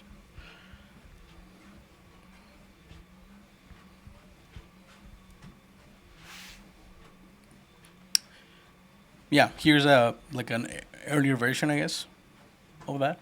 That's a little cheaper. And I couldn't get it in like any of the bright. I wanted a red one, but I couldn't get that one.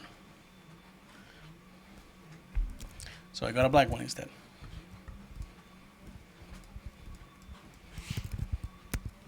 Ba, ba, ba, ba, da, doo, doo, doo, doo.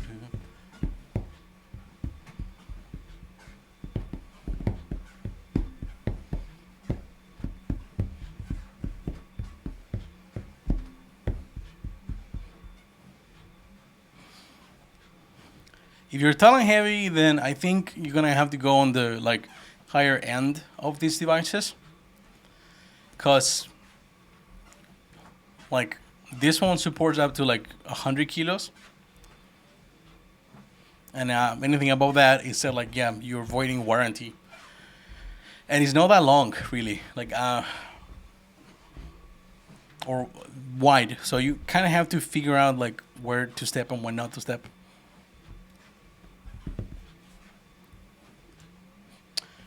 Let's see.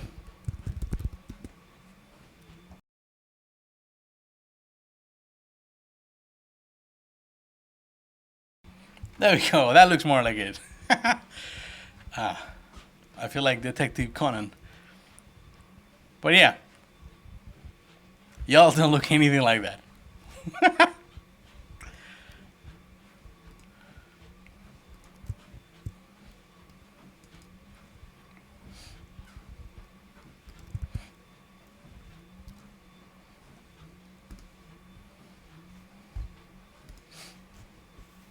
Are you putting together the website, Ryan? Or are you like, I like the template.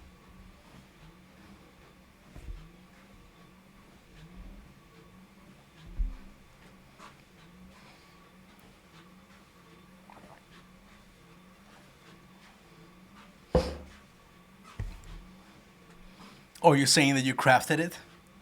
It's artisanally made?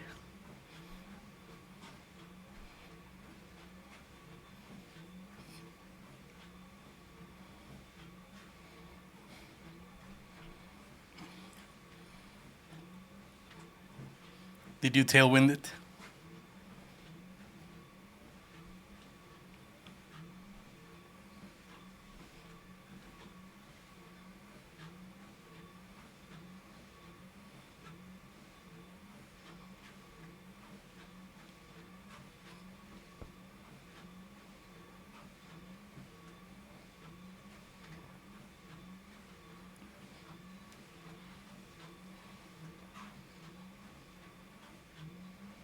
All right, tailwind UI. That makes sense.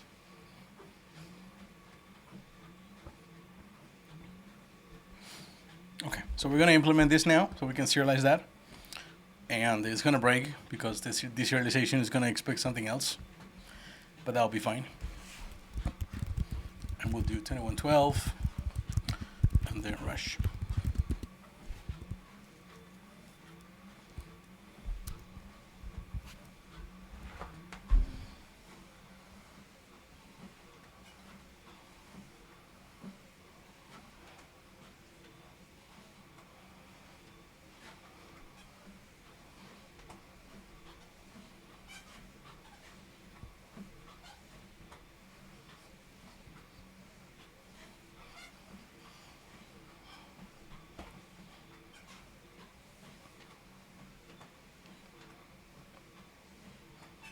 I'm gonna get some water. Be right back.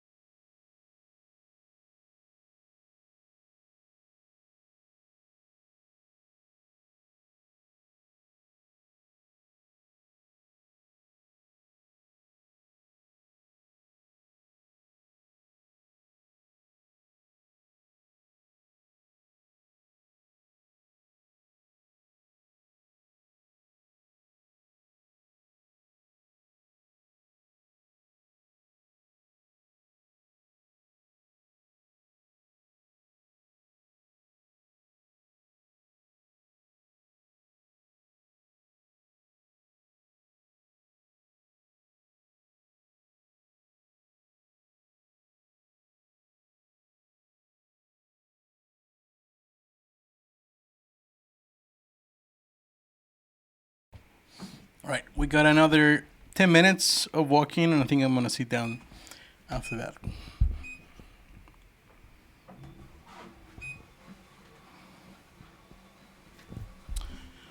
So we need a tuple variant, we need field, and we need string. String should be the easiest one to get ready. It's essentially the same as this one, right? But instead of int, we get a string. And now we need to implement this one, right? We can copy that, and we can come here, and we can drop it there. Done. So now we need to implement serialized string.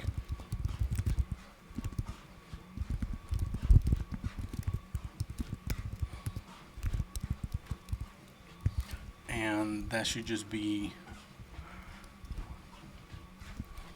format is printf, right?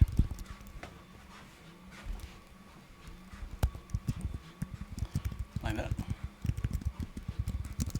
Cool, we got that one there.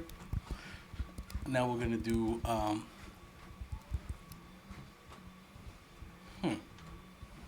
tuple variant.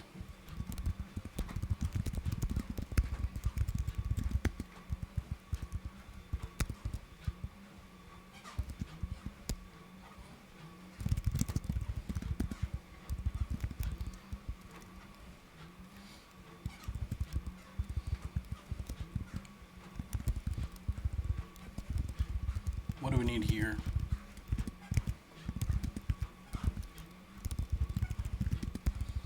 We need the name of the constructor, the index, and we just need a size, really. And then you can write as many as you want.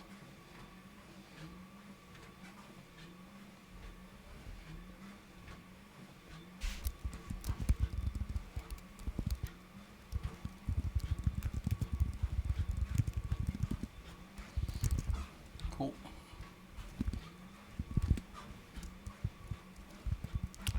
We don't need self, but we need a context here.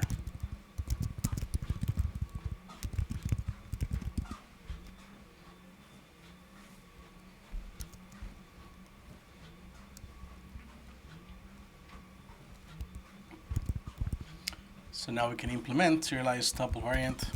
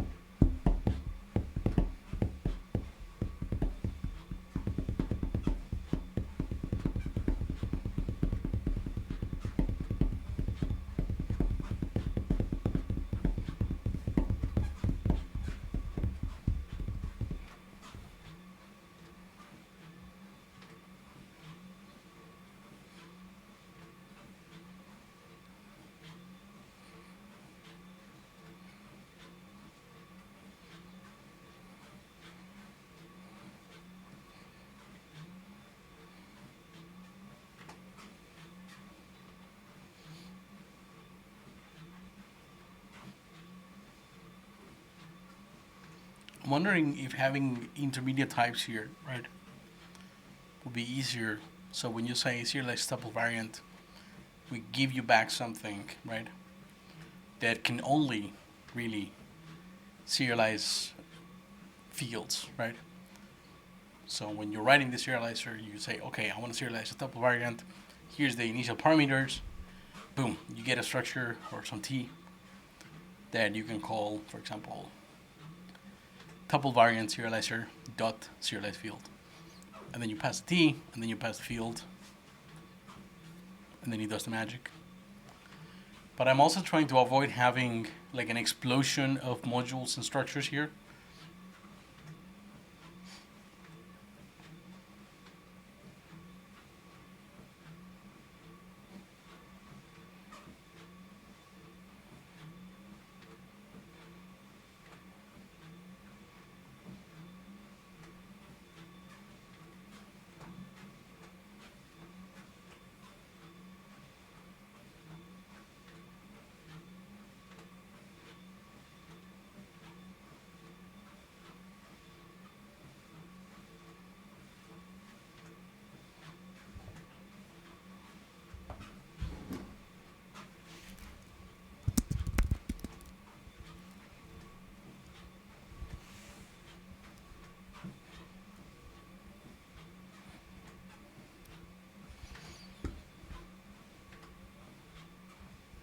Okay, I'm gonna listen to I Can Dance, and then we're gonna switch to a different thing.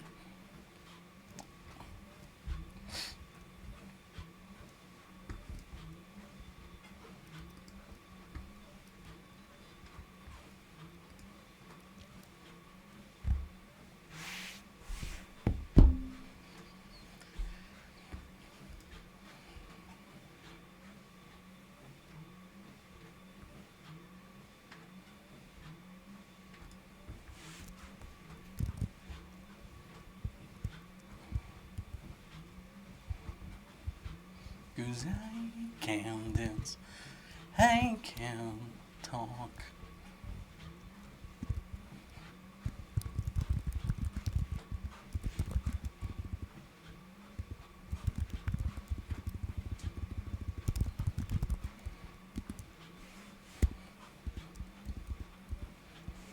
Okay, so new type variant. Very, very similar. Object, begin a key, we put a string, we end the key, we begin the object, and this just says serialized sequence, right? Just what I was thinking, because we'll have to serialize, and in this case, an array. And that's how we're gonna generally serialize sequences in JavaScript, right?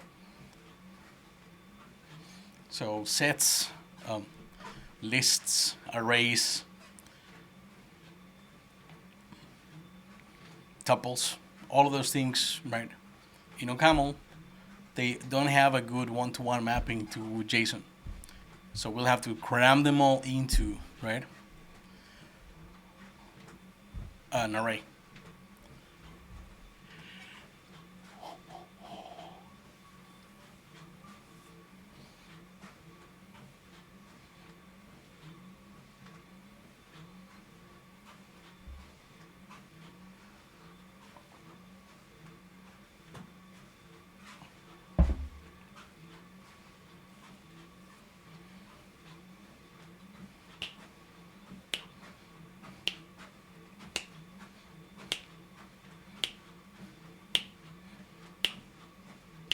Okay, I think I have a better idea than this. How about when we say tuple variant, right? You do pass a function here that receives a context, so you can do things, right? But we do the finalization for you. I feel like this feels more ocaml-y, right?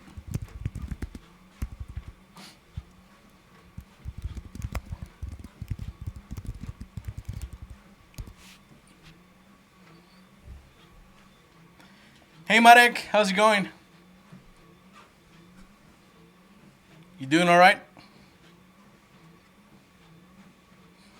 'Cause I can sing.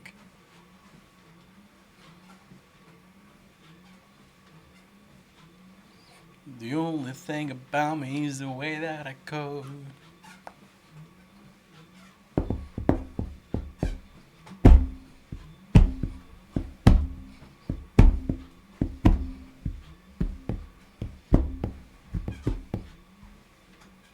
Yeah, I like this better. I think this could work. You're recovering from the relay. Oh yeah. We're doing OCaml here. We're actually porting serde to OCaml. Which means we're going through a lot of serde code and expanded serde macros as well. And we got quite a few things working. We can do ocaml variants that are unit variants, new type variants, and now we're doing tuple variants.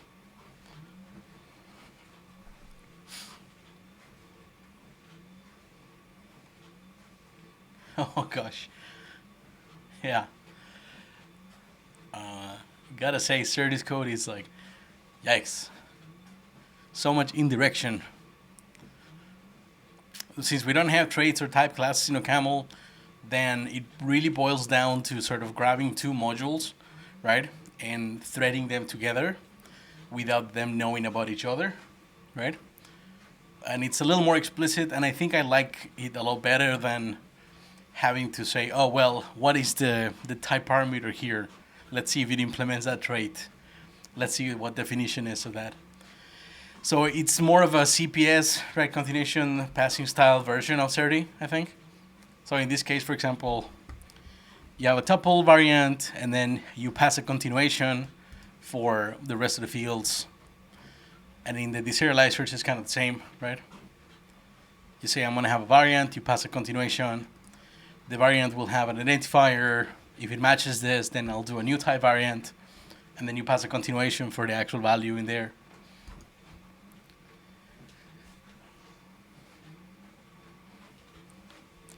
If you can Rust, man, you can probably ocaml. Because here, we are pretty dumb.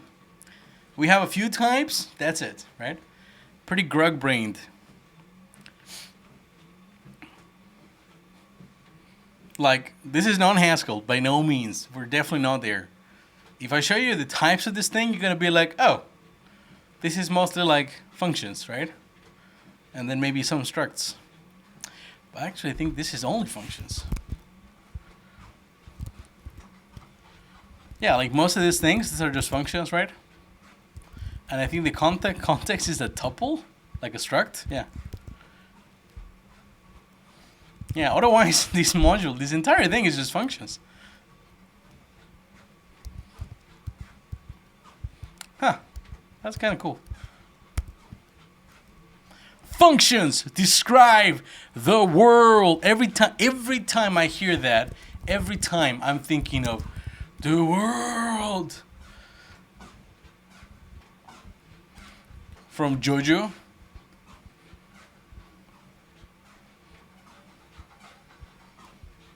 It doesn't say it there. JoJo says. There, Dios Arudo.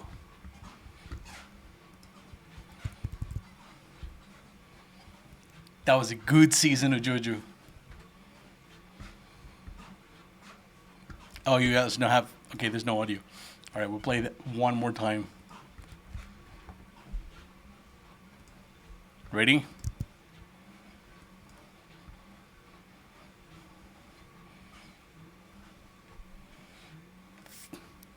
Functions describe the world. Yeah, anyways.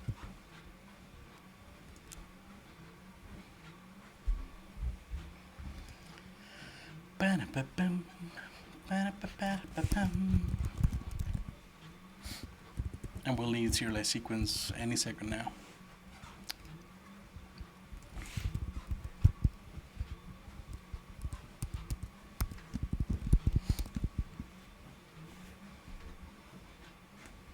Okay, pause. We're gonna do some seeding now.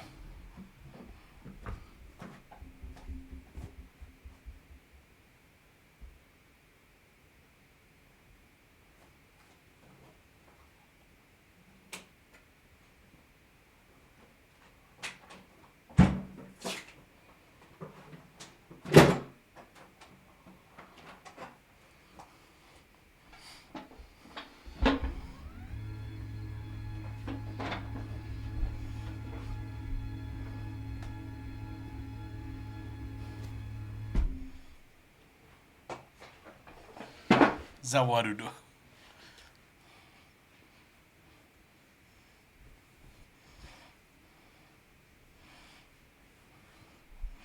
I think the one thing that keeps me watching JoJo, I haven't finished the last season yet, is that I tried to guess what the right name of the music reference is, because they always switch it up in the subtitles.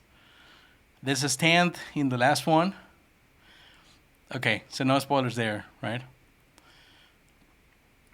But there are some stands that they're almost what you expect, and the subtitle is almost what you expect, and that makes it even harder to realize, oh, that is the thing it's referencing.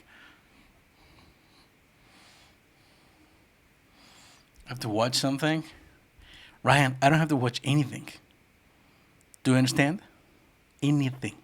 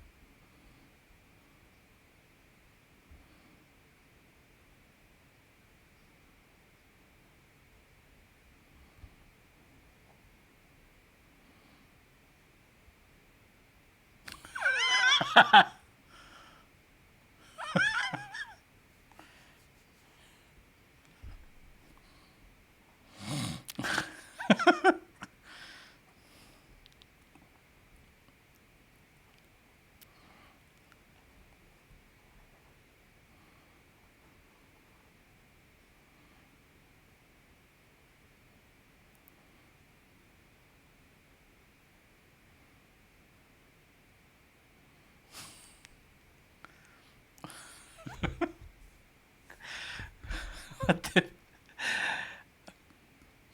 Okay, I think we get how it continues, but Ryan.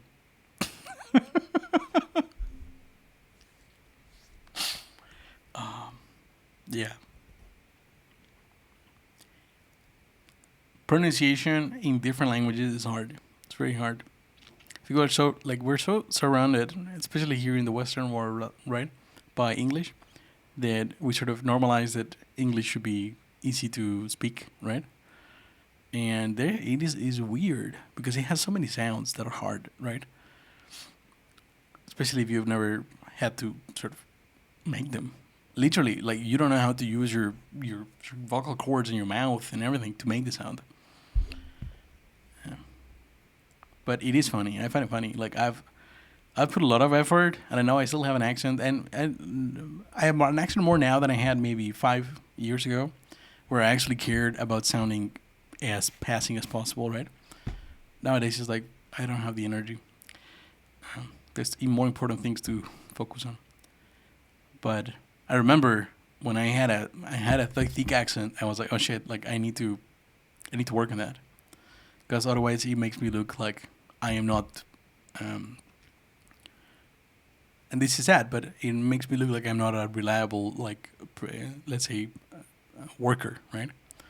Because there's also a lot of stereotypes associated with bad accents and people that can't speak English properly, and that sucks. But it is hilarious. It's both terrible and hilarious. Hey, Jens was Woiste. Woiste. Hey, Jens. Thanks for the follow.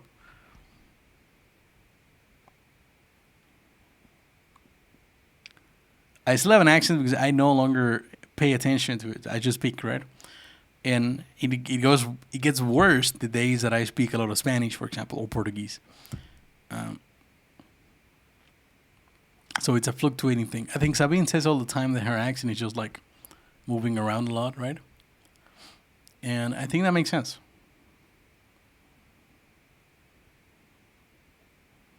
Oh my God, yeah. Well, I'm happy to have you around, Jens. Thanks for dropping by, dropping the follow. Thanks for joining chat as well. Hope you'll have some fun here.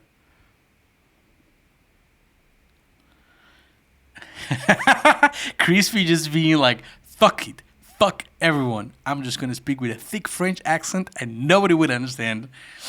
Uh, honestly, like, we should all get better at listening to different accents. I think it's a good thing to train the ear to be more flexible.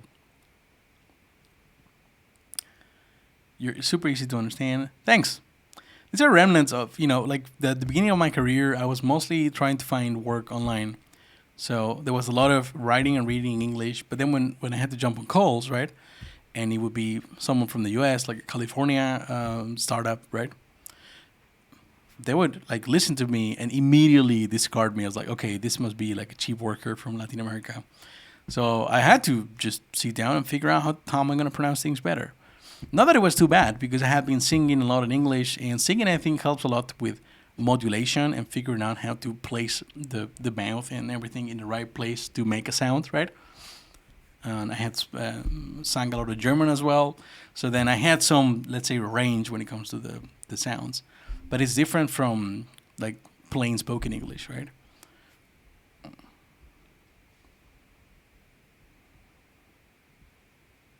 Ryan, I've worked with some people. I cannot understand 90% of the stuff they're saying. 100%. I am with you. I've been there. Yeah, and this is also why I like learning more languages, right? So that if I need to, I can be like, all right, you know what? Like, this is not working out, but we need to get shit done. So I'm going to switch to Spanish. I'm going to switch to Portuguese. We can just talk there and get something figured out, right?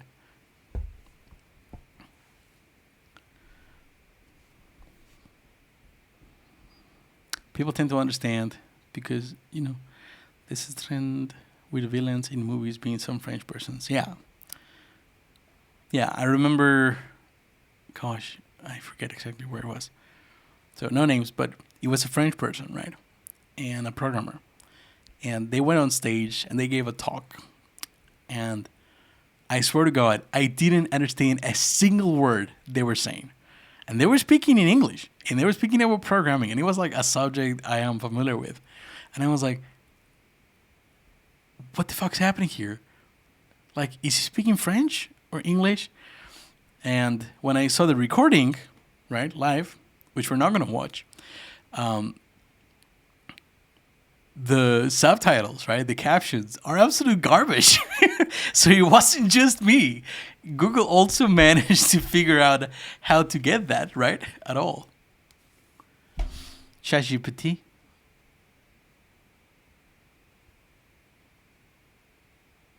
The French do have a thick accent. Yeah. Like earlier on, I was just portraying a classic or typical Argentinian accent from Buenos Aires, not the rest of Argentina, only Buenos Aires. And when they speak English, you can really tell that they're not like native speakers, like they have this little bit of a melody going on, and it's like coming back and forth, picky, and the R's are really, rolled. Vamos a la playa. Exacto. Así, tal cual. It's funny because like coming from the countryside of Argentina, I hear that accent and I just want to punch him. Nothing against individuals. It's just like that is my gut reaction. I've been asked things like, "Do you guys have electricity there? Do you go to school in a horse?" So many times by people from Buenos Aires. It's just frustrating.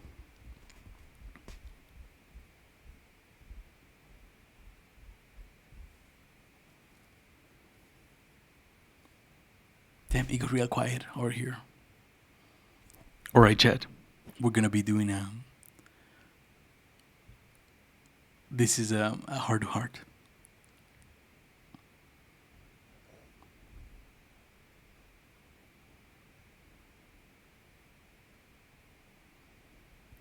Horses run on wheels to provide electricity. Can you imagine how big the wheels would have to be? Jesus, that is good. Hey, Prosto Cotilo. Prosto Cotilo. How's it going? Happy to have you in chat. Come join. How are you? You guys have running water? No way. But where are you from, Ryan? Are you from like Alberta, like some of the middle states, middle provinces? You're alive, so happy. Damn, that got dark. In a cheerful way, I guess. You are from the coast.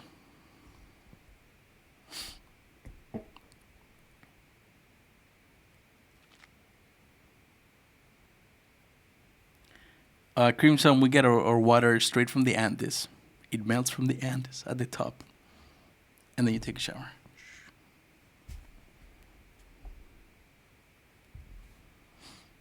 Jens.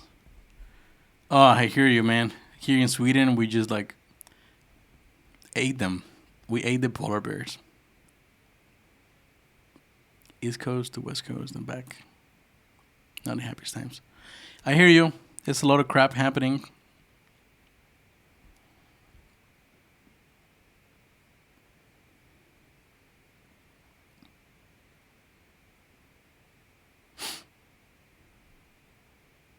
So, first time chatters, what do you do for a living? Do you write a new ocaml already?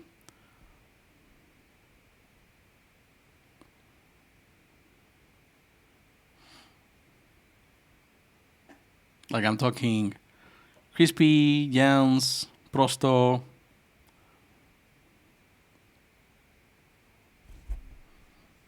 Crimson actually has a little...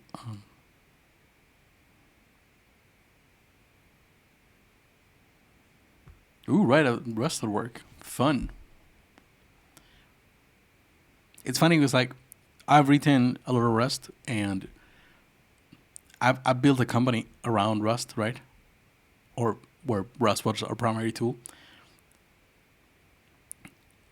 And I also hear from people on the other side, like of enterprise, like larger companies, saying Rust is not mature enough for building like services, for example, right?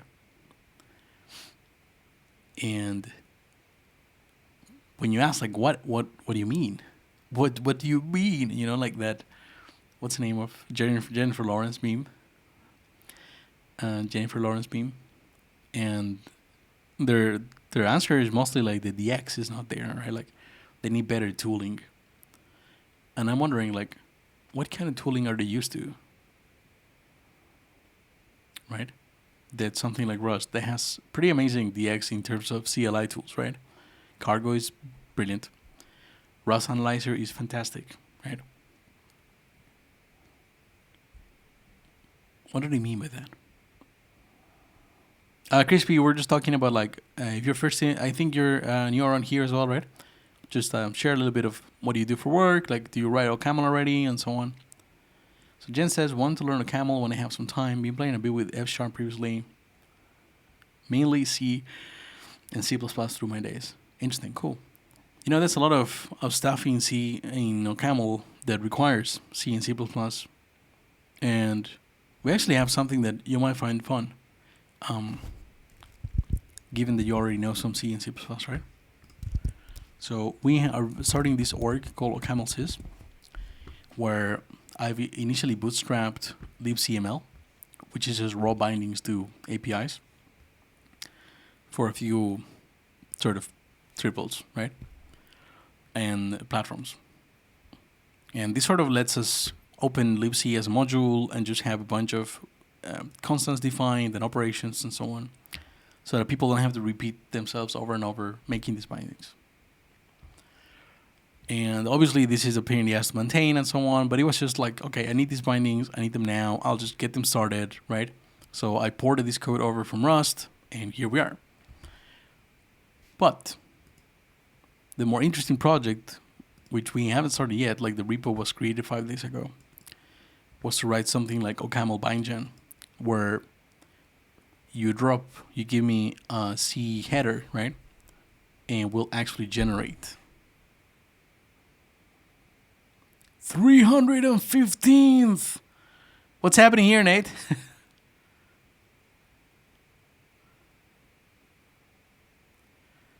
Happy Thursday, Nate. Thank you so much. How are you doing, man? Good to see you.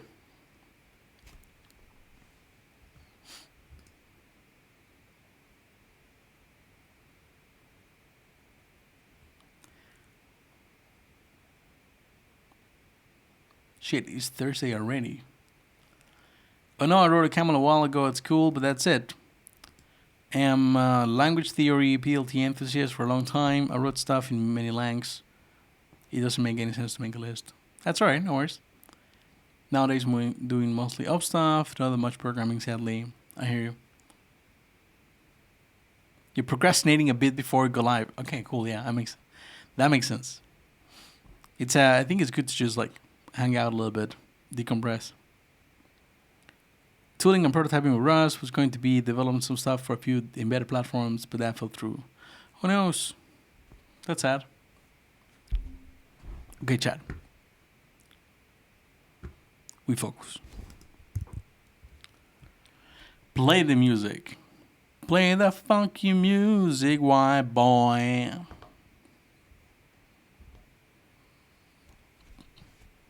Least funky music.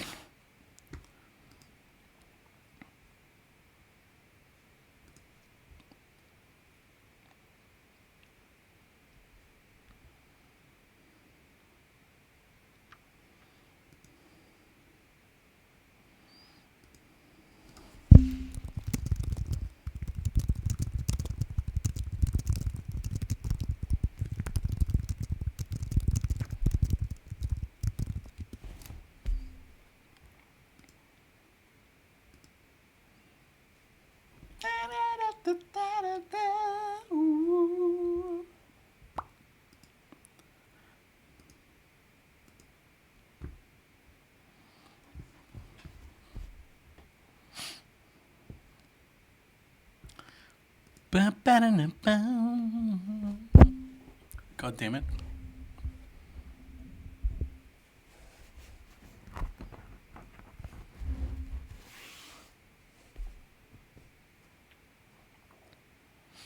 Damn. That sounds cool.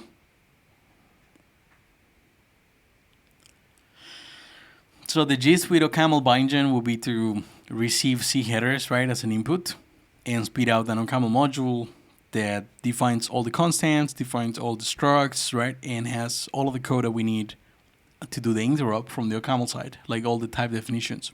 But also spits out the C code, right, that would be necessary to interrupt with the library. And I feel most of that can be made automatically. I mean, Rust is already doing a lot of that. They don't have to do this little shim of C code, right? They just bind directly, which we can't. But that would be fun. And it would allow us to very, very quickly bootstrap bindings for a lot of things, right? If you want a library, does it have C? Is it implemented in C, right? Done, right? Throw in a header, we're good to go. Of course, it wouldn't be like an idiomatic ocaml API. It would be very low level and raw, right? But at least that means you can start using the library. And then later, if you find, or if you put effort into finding, right, a proper idiomatic binding to the library, you can write it on top of that sort of system level binding, right? Because right now, like, just to give you an example, right? When writing Riot, the sort of the stack that we're building here on stream, I've had to build this thing called Gluon. And Gluon is this miniable, like a portable, very, very fast layer on top of NEOS evented.io. So it wraps KQ, it wraps EPOL. And for Gluon to work, right, let's say if we go into Unix here, I've actually had to write the bindings to KQ and EPOL, right? And I've had to make that sort of in a way that can be used from ocaml. So this stuff is not there in the ecosystem already, right? If you want to make very low level use of it. You have high level libraries that are ad hoc and someone has put like their, let's say, personal touch to them, which I'm happy they have, but I also like, no, just show me the fucking library, right? So I would love to have this code, this C code, go away from Riot. I don't want to maintain that here, right? I want to go libc, right? And if I am in any of these platforms, then libc, the ocaml package, right, is defined to have KQ bindings, right? And it has all the things that I need to interact with KQ. It's not that much code, and I tried to comment it as much as I could because, see?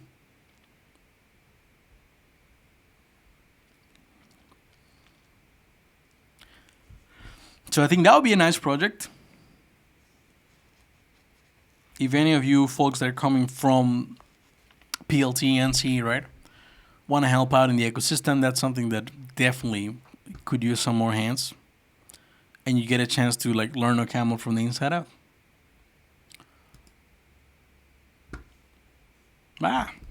White screen. So yeah, if you want to keep in touch, just reach on the Discords. We have the Riot Dev one when we're doing all of the low level development of the things, and then we have the Caravan, which is a larger Discord where many ocaml streamers group together.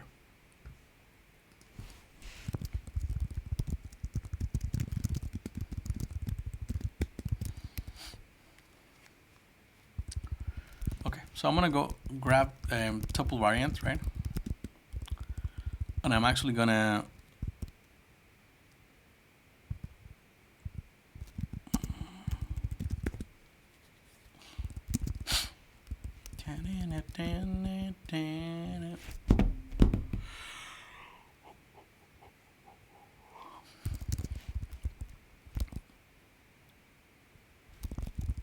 pass you one of this, right?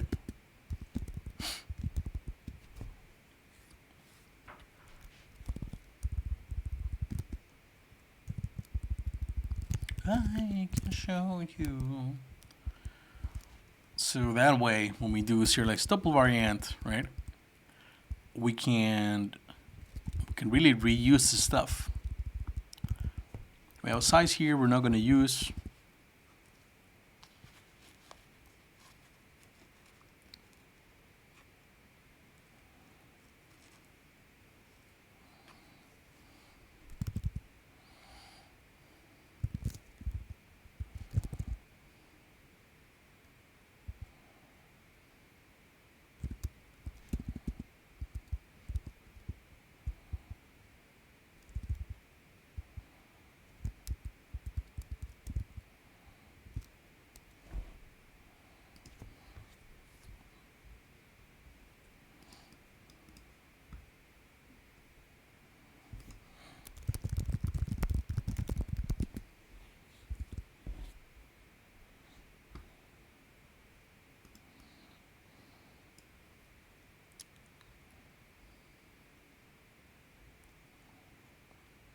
Hey Vinit, how's it going? Yep.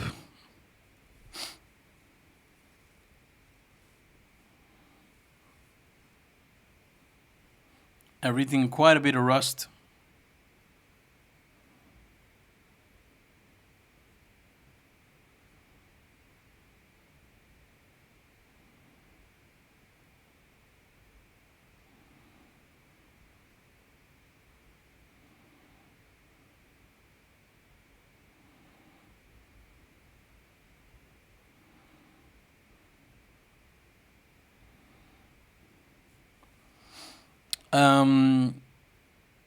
I think it's there's two parts to this. One is whether it's possible or not, right? And then the ease or hard is just a matter of how familiar you are with the concepts and the translation process, right? So it's possible. Many things in Rust map one-to-one to ocaml, because the Rust type system is ocaml with traits. It does not exactly that, but there has a lot of commonalities, right? You can tell that Rust has a type system that is at the very least inspired by, right, ocaml. The first version of Rust was written in ocaml. And there are some things that are a little harder to translate, like traits, for example, since ocaml doesn't have a similar system. and in vice versa, ocaml has first class modules, whereas Rust does not. Right. See you, Nate. I'll be lurking your stream. Let's just go into. I have a Twitch somewhere here. Is it this one?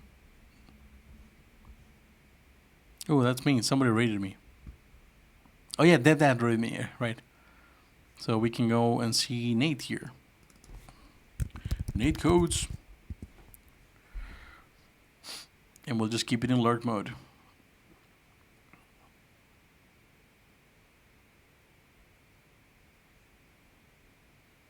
Who else is online that we can lurk? Dylan is online. All right. Cool. Didn't know that. Ducate, Christoph, and London Lux. So we'll just one by one.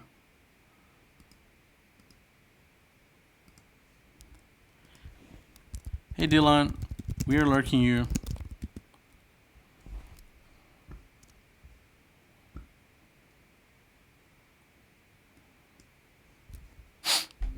Okay.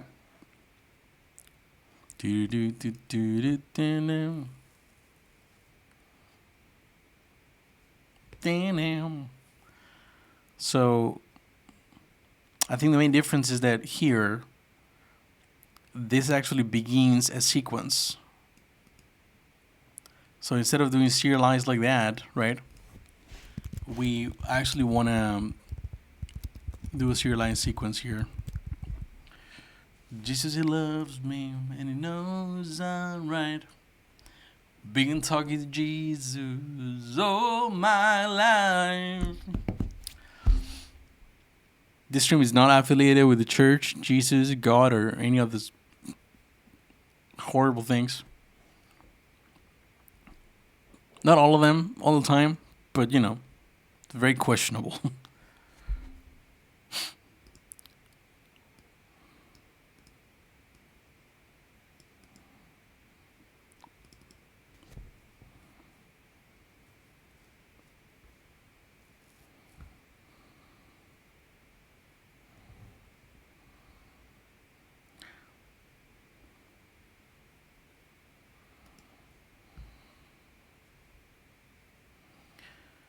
Okay, so it looks like when we started serializing of the tuple variants,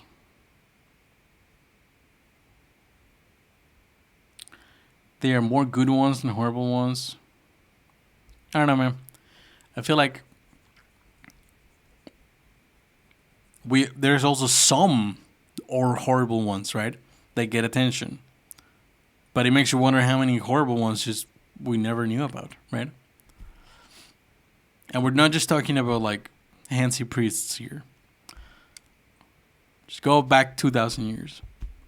As a vehicle for knowledge, I think religion has been interesting as a tool, right, for humanity. More so 2,000 years ago than now. But I still meet a lot of people that find a lot of solace, right, and peace in religion. And I think that's great. So there's good there. But it is more on the individual and like value side rather than the organizational side of things. If that makes some sense. All my life.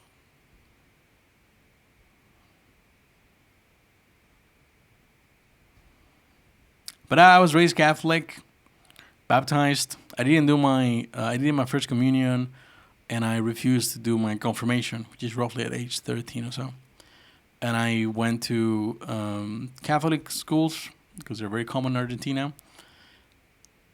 High school, primary school, high school, and then the 2 years that I did in university was also at a Catholic university. In fact, it was an Opus Dei university. And if that doesn't mean anything to you, that's fine.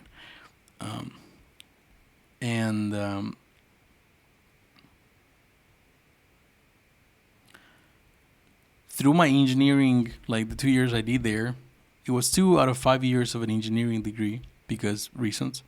And that will be like a bachelor. So don't ask me.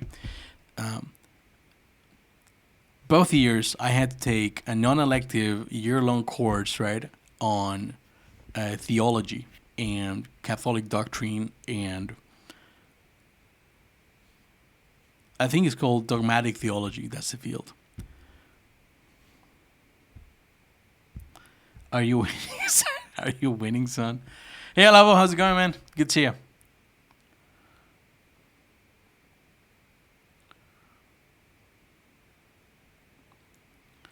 You slept until 11:30. Damn. Late night or just late morning?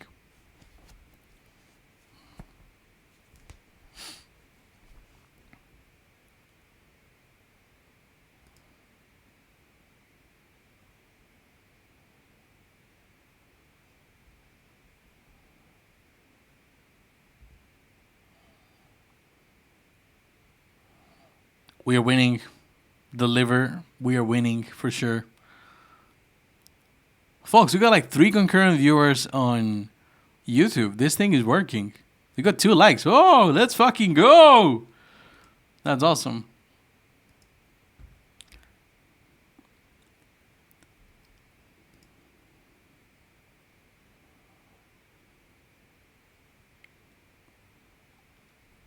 Do-do-do.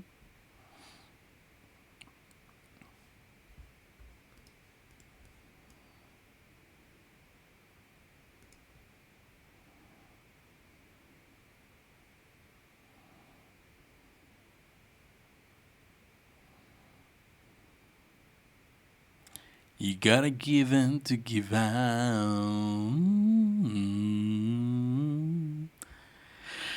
So, begin object key, we write the key, we do an object, begin object value, and then we want to serialize a sequence. At least that's what we see here, right?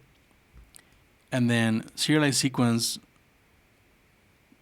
my guess is we'll actually mutate the internal state of this thing.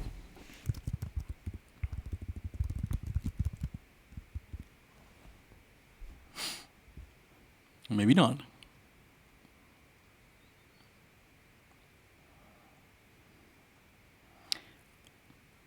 Virtually no understanding of ocaml. All I do is Golang. That's all right. I think a lot of the ocaml that we write here on the stream is a lot more like Go than it is like Haskell, for example. We are very like shipping focused, and that's sort of what we want to show, right? That you can write a lot of ocaml and be very productive, right? If you just focus on shipping.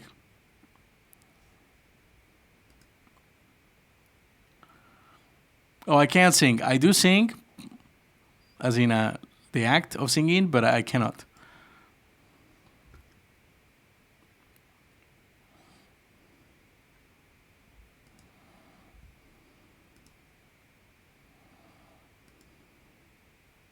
Hey, Liver, can you tell me if the music is coming through here as well? If the volumes are okay and so on?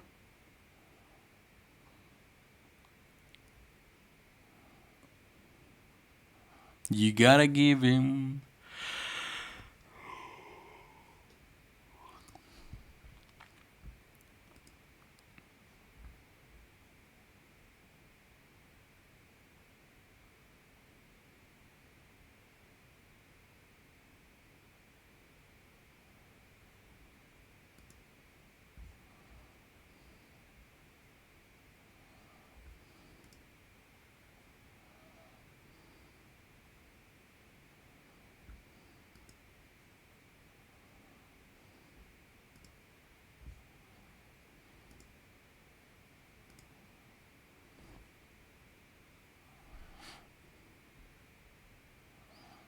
No worries, Liver. Yeah, we're gonna be here for a while. We need to finish at least a vertical slice of this library today, so we can use it.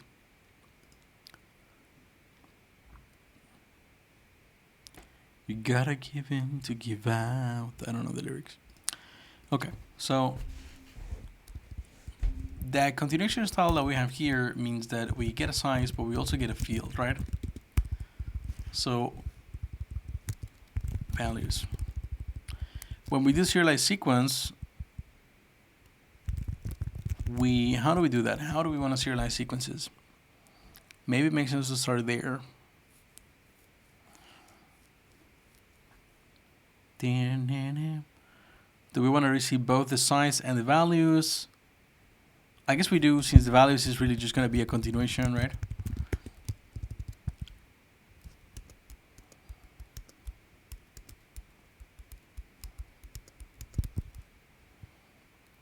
Into the ground. Too many bills, too many people, too many problems. But then again,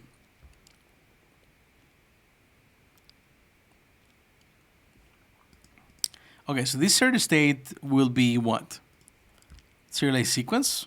Does that mean serialized sequence implements serialized field?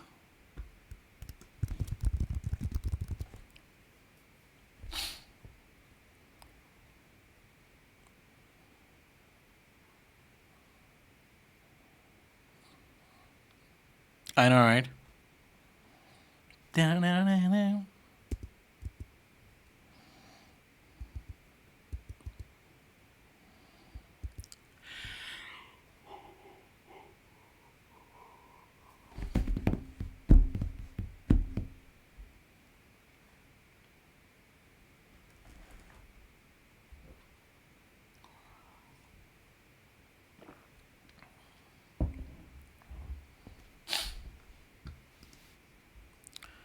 This is the world we live in.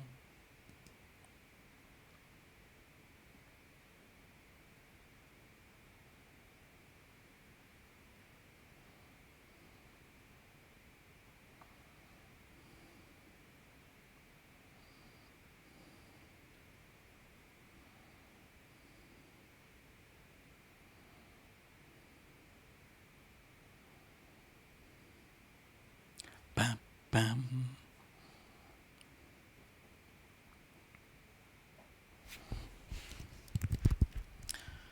All right, I guess we'll add a serialized sequence. And we'll get a size, right, int, and then we'll get some values.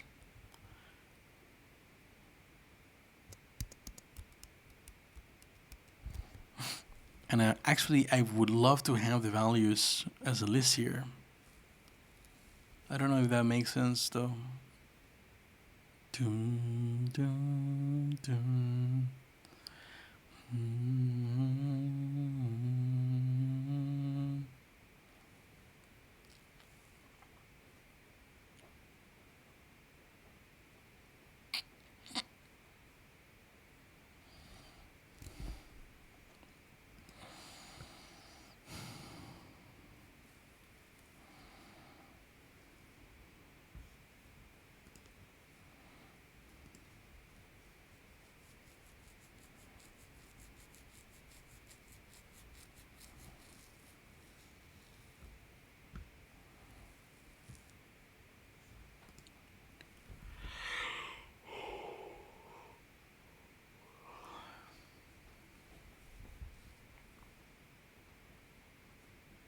Whoa,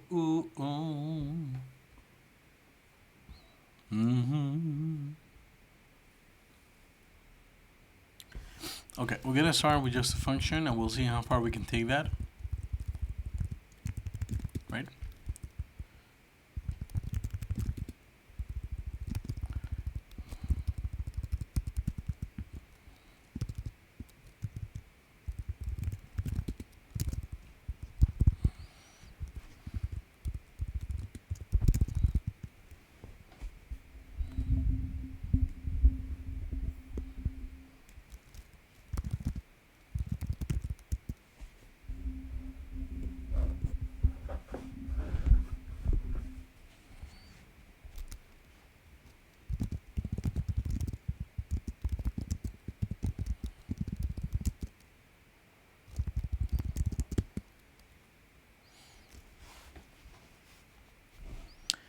And if we search for serialized sequence here, right,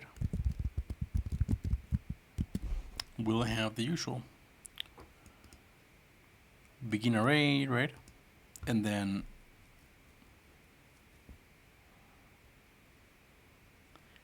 And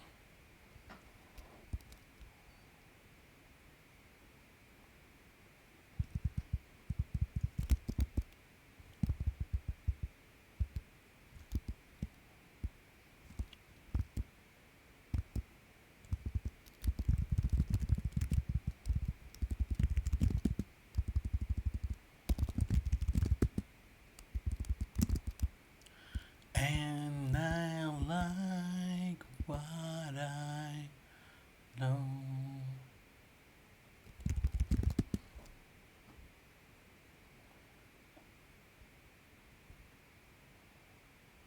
You show.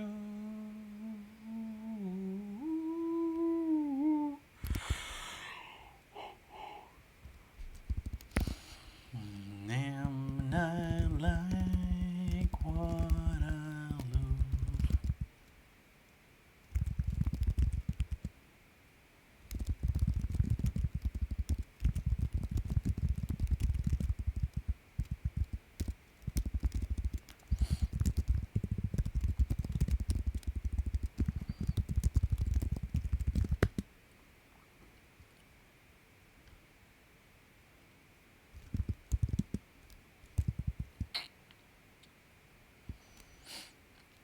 See you, Crispies. Thanks for swinging by.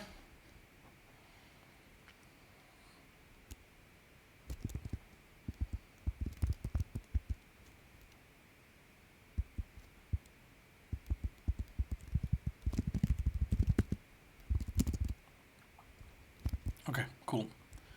So that would work, we believe, presumably, right? And what we want to have here is a field now.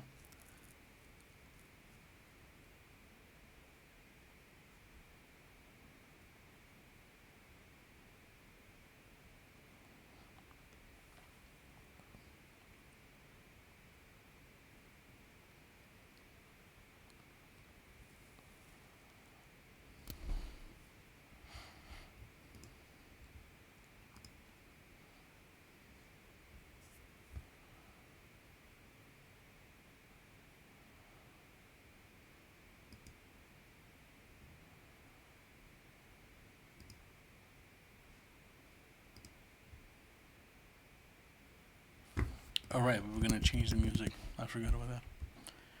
We are gonna go and play.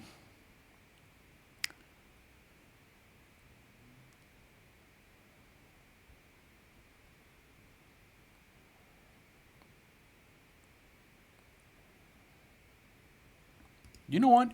It has been a while. Let's do this.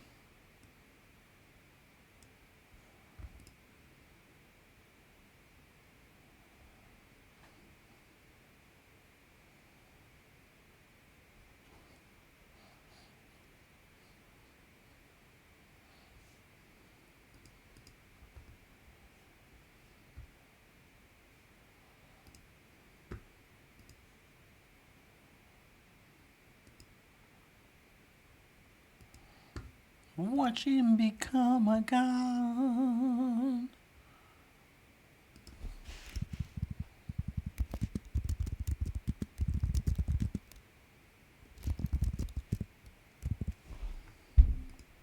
Arrow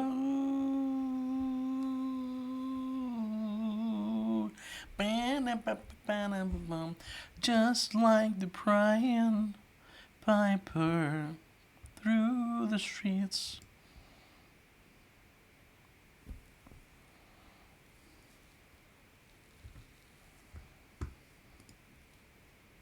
Ba-na-ba-na-bum.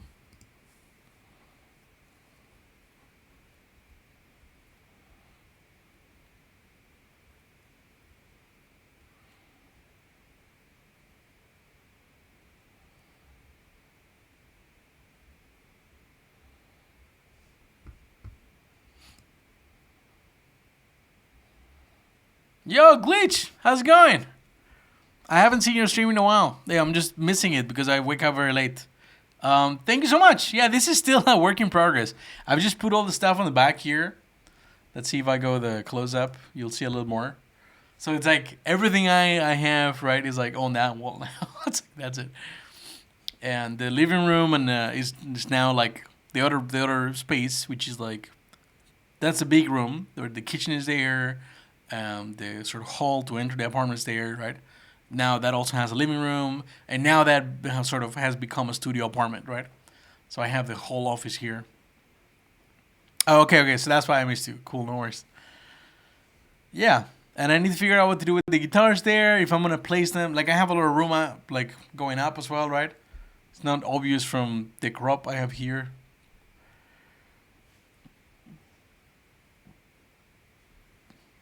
Boring stuff. You like the angle? Okay, cool, thanks.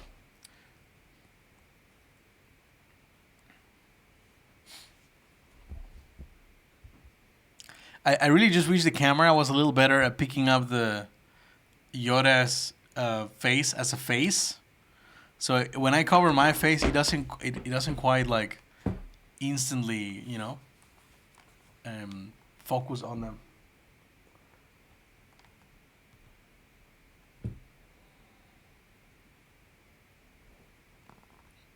You know what I mean? Oh yeah. We just switched to Megadeth. This is the first song.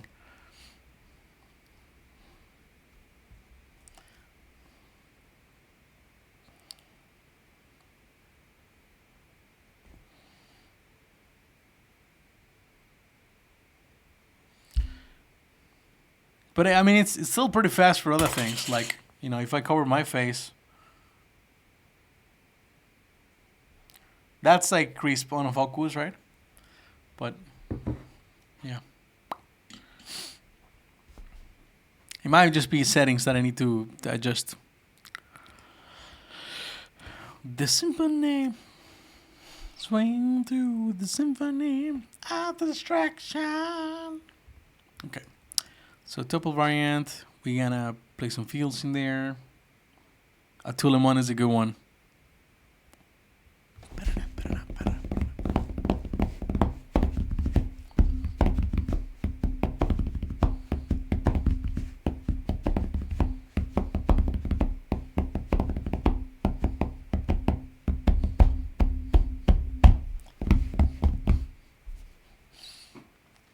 Oh yeah, music did hit different.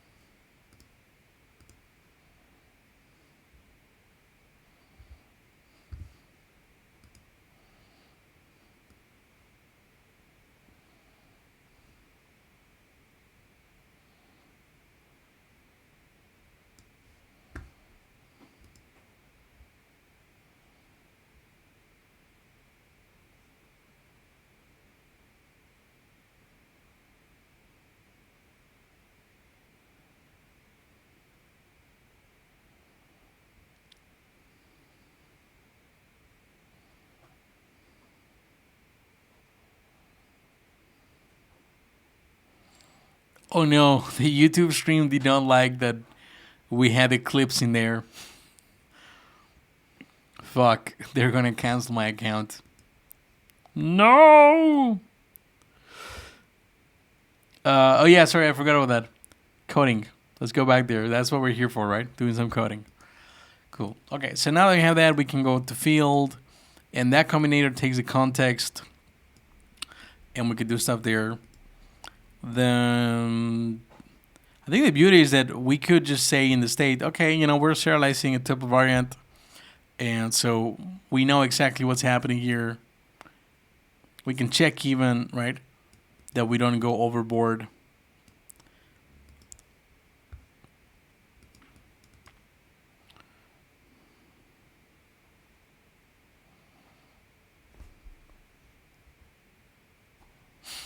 Like they keep track of the state in the compound map, right?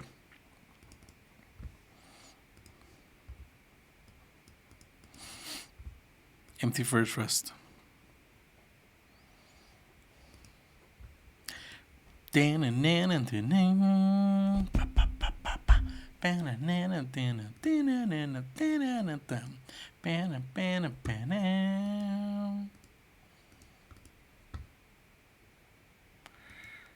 Well,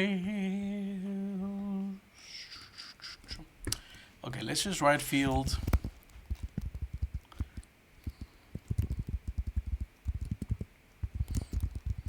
And we need a context here. Now my question is, the serialized field, what does that even end up as, right? Serialized field. That is serialized element.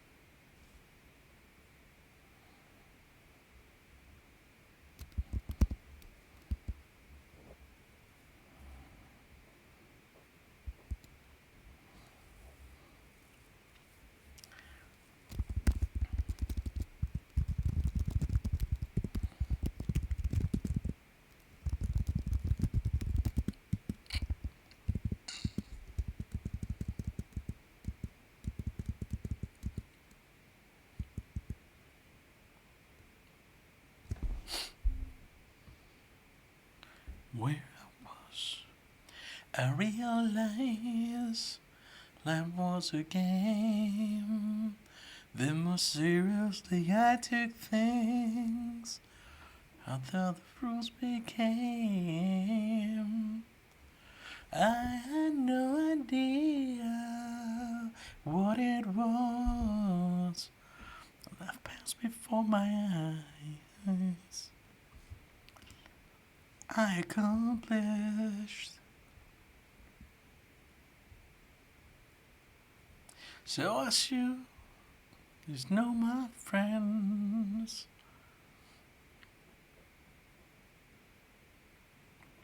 Please smile when you think of me.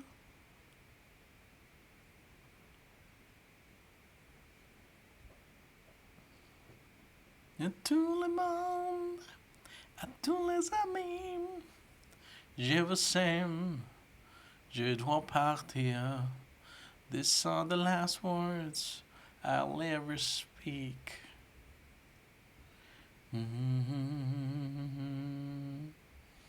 If my heart was still alive, I know it'd surely break. And my memories left with you.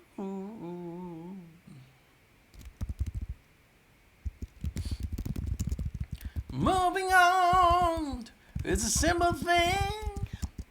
Oh my God, so out of beach. And we'll have first and living scarred.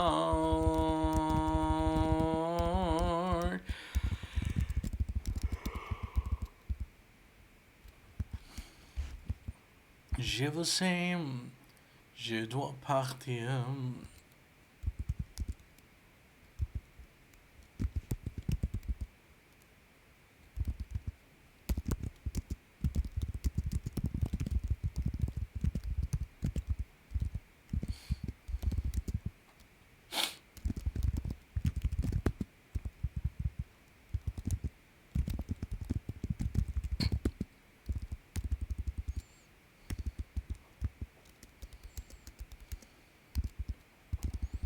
No, my friends, I'd love to stay with you all. Please smile when you think about me. My body's gone, that's all.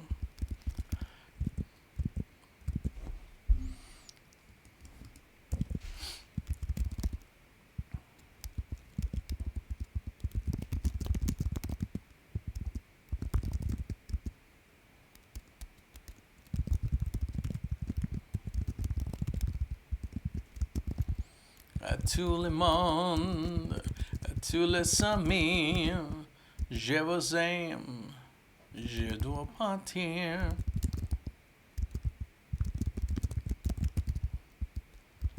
And they'll set me free.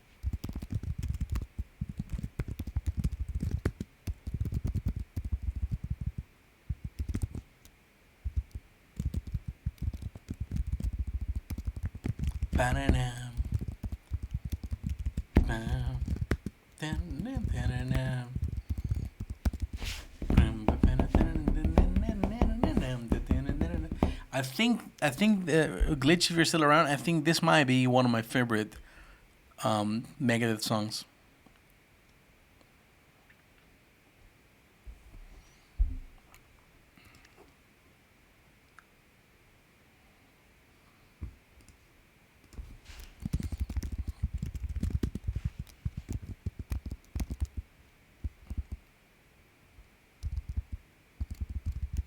Just no more games. And now I'm safe in the eye of the tornado.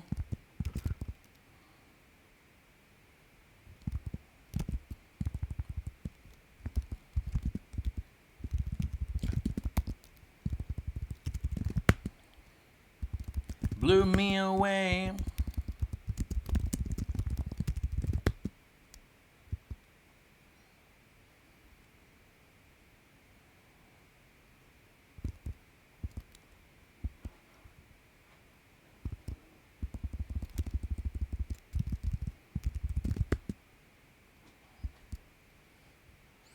Just self-abuse, and no one saved in the eye of the tornado.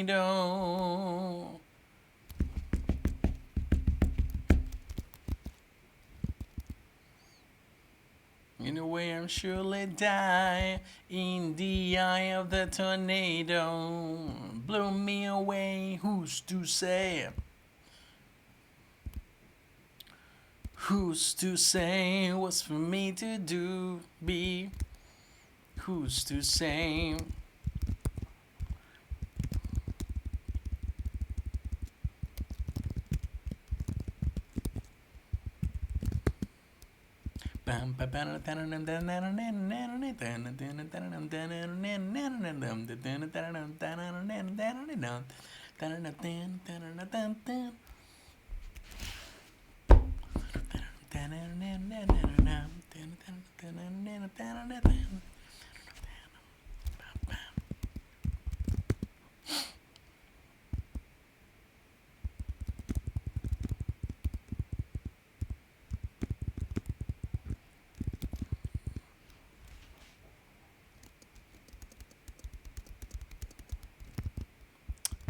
And the problem is what? The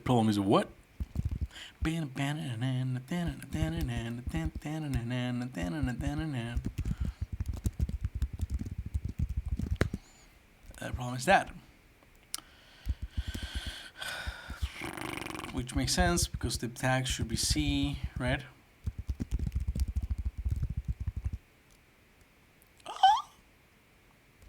Oh my god! Guys! It almost serialized it right. Almost. Okay, so let's get that one right first, right? And then we can fix the rest. What's the problem here? The problem is that we must be calling serialized sequence, right?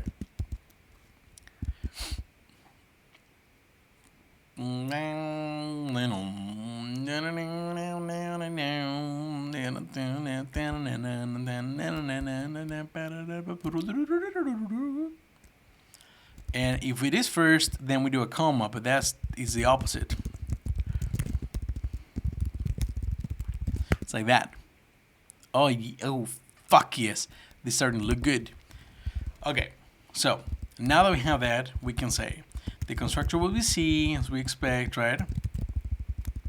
This will be variant with many args, and we'll get a C there, right? And we'll get a constructor, which will be C, right? And ooh la la, expected integer, but found that is beautiful, because that's not what we want. This is a new type variant. So now we need to implement the deserialization for tuple variants, which will be very similar, right?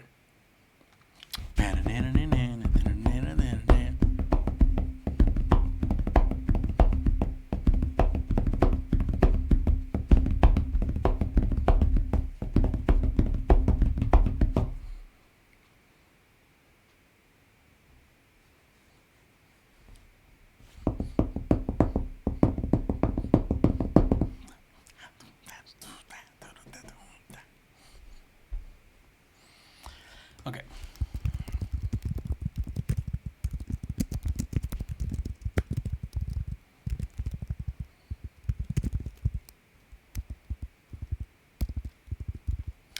And here we actually want to get individual fields out. So let's see how the hell the deserialization works here.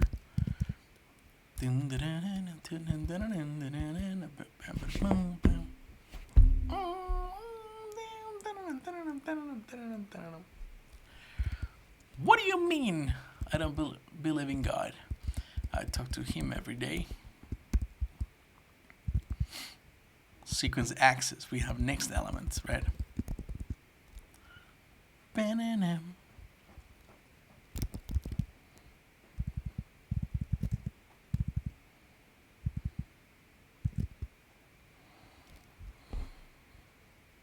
Baroque. If there's a new way, I'll be the first in line. But it better work this time.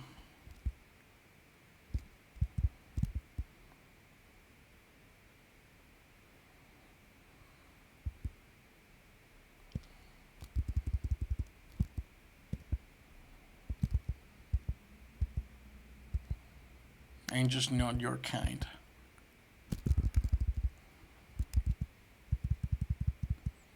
Of the United States of America.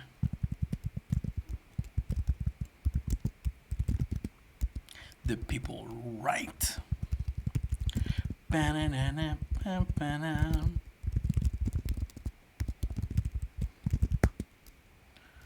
Hey, School D. Because we need a serialization library in ocaml. And there isn't a really good one. And I think serde does a lot of things very right.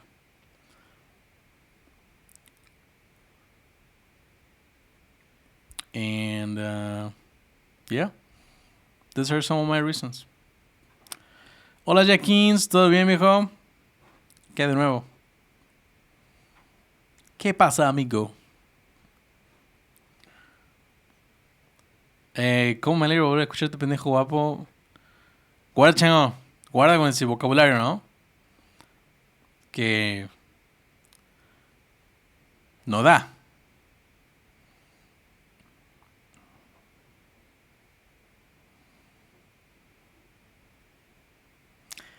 Peace, peace sells. Peace, peace sells. Peace sells, but who's buying? But who's buying?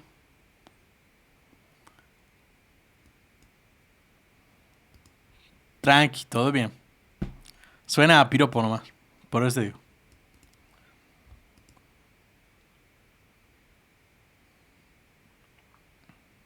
But who's buying?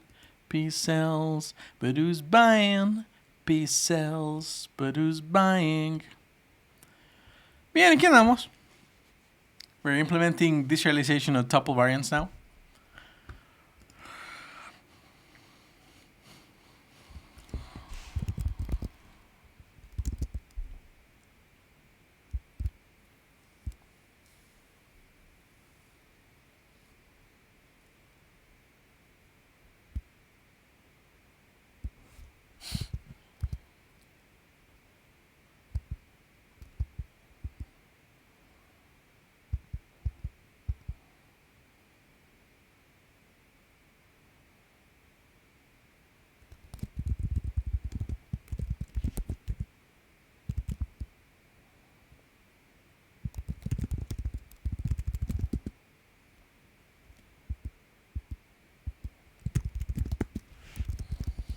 It throws me off that adding a new opaque type variable here changes the highlighting, right? Because my eyes immediately go to the yellow.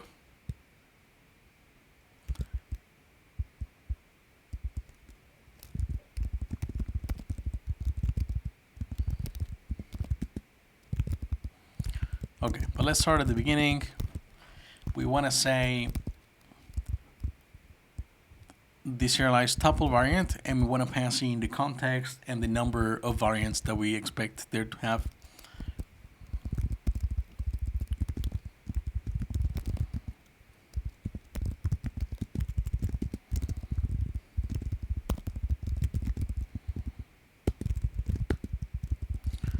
And here we'll have the size, right?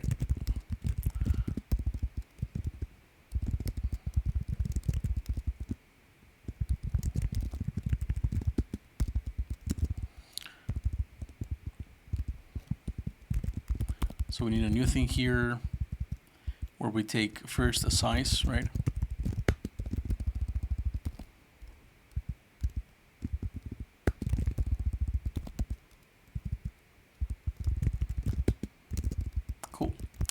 And now the deserializer can implement that.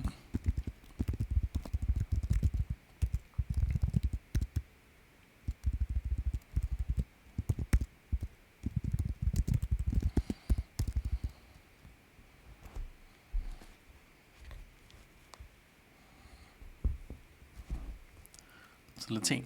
When we do deserialize, right?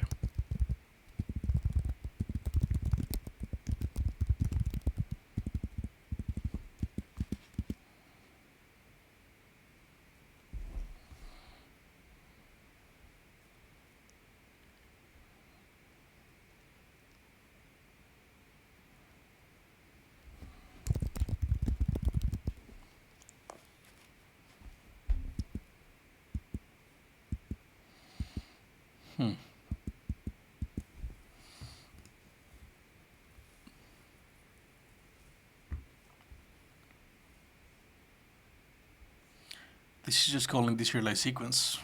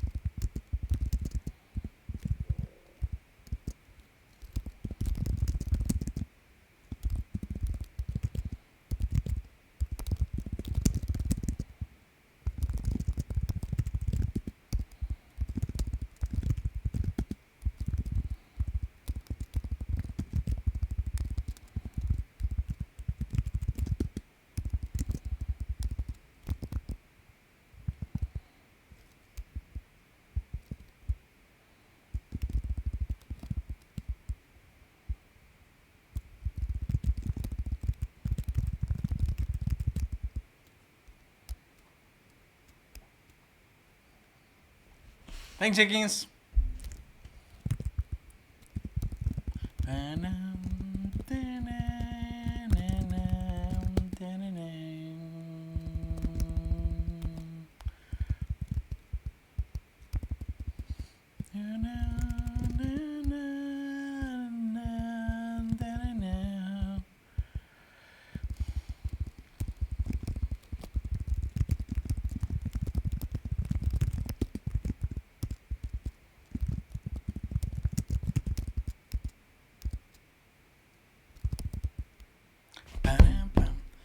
Hello, Husado. Thanks for the follow.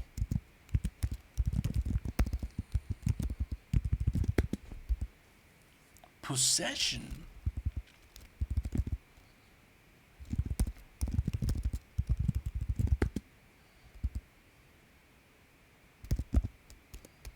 Tell it to Reader's Digest. Stimulant paranoid. To enemy of false free end.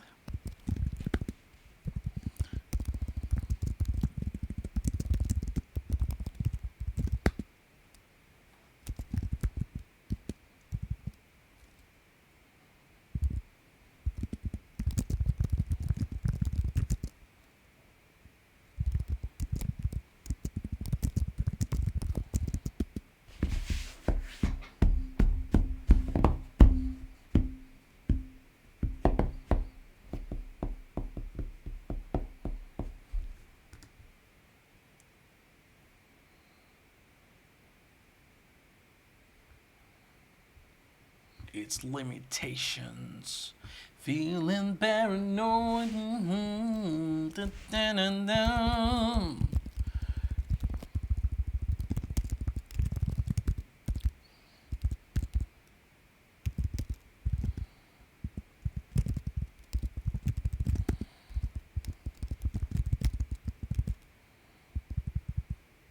Sweating bullets.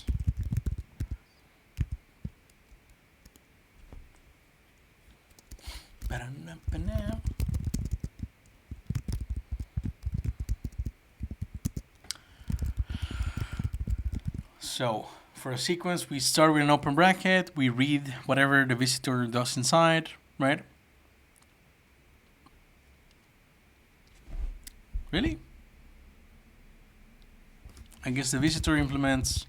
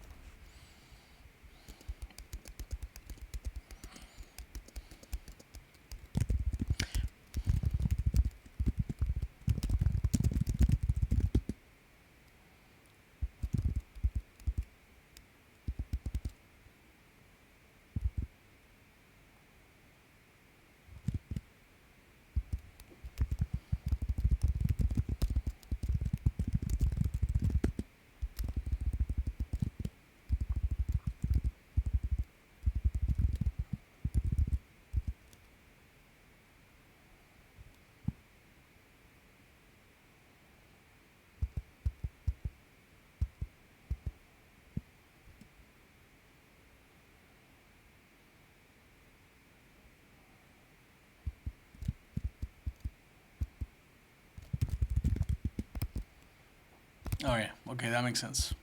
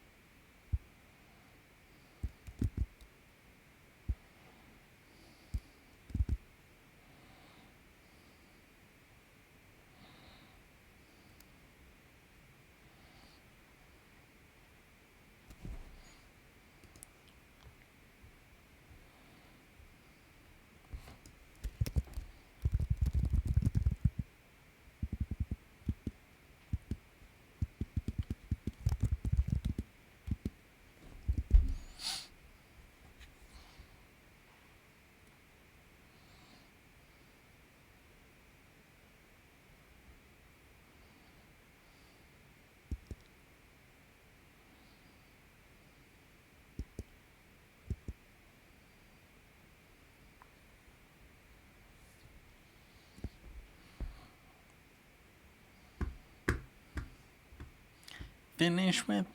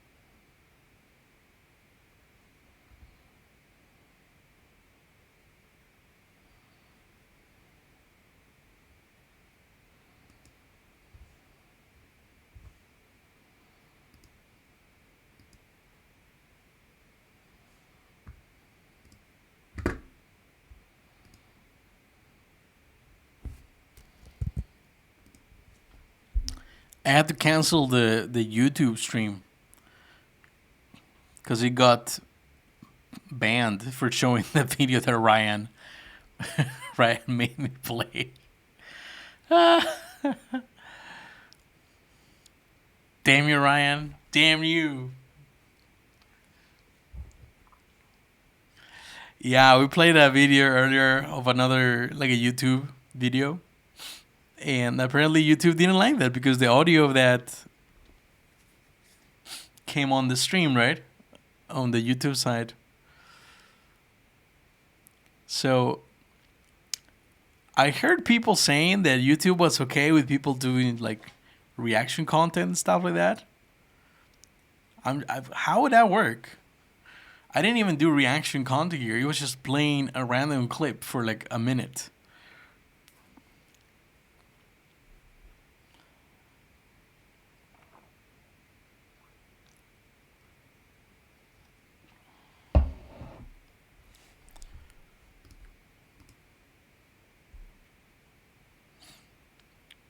Hey Radar, how's it going? Thanks for the follow. Right, I should have reacted to the content.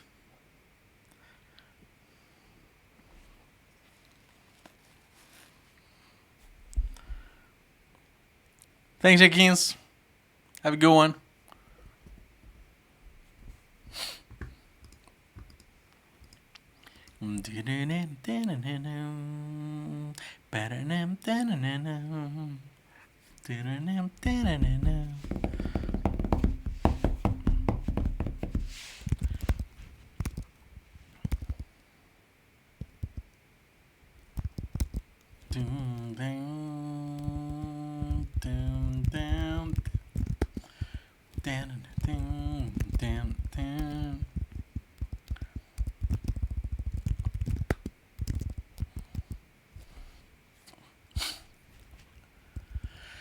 Welcome to Fortress Sound. Show you around.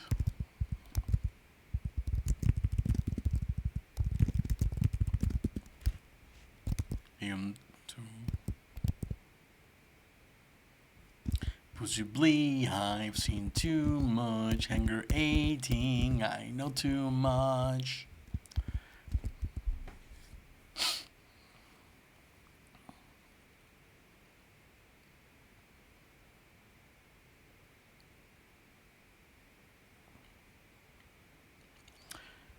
Hey Radar, serde and ocaml. Yep, that's about right. We have quite a few things working already. This will be like the serializer and deserializer that you can manually write, right? And we will code-gen this as soon as we have it working end-to-end.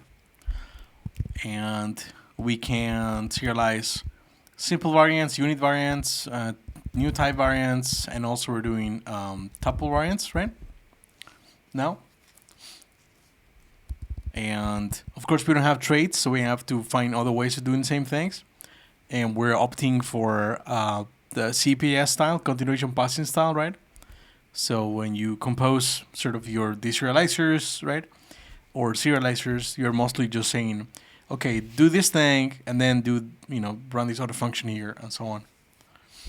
And that seems to be working fine so far. We'll see how far it takes us. Thanks. It was. This is the third design that we tried this week, so hopefully we'll get somewhere.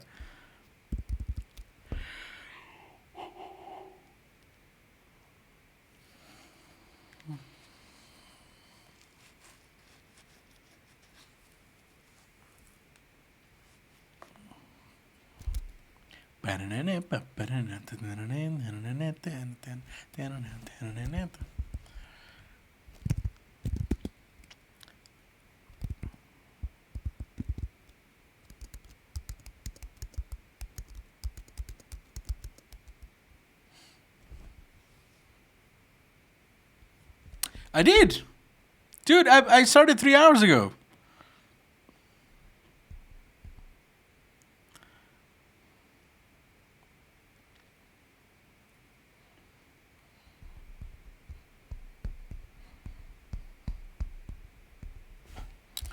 Okay, so maybe the declaration is wrong here. So 2, 3, 2 to 3.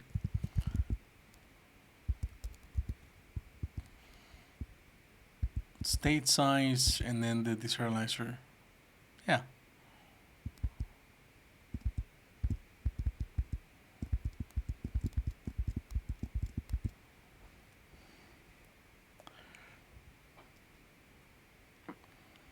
Yeah, that's right. I did go to bed late yesterday, but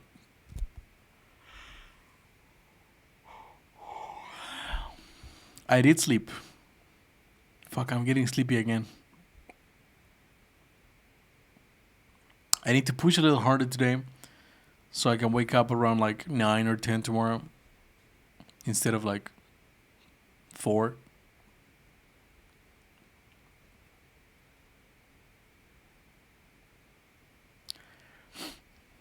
I'm just using a very high interest credit card. Time. Sleep.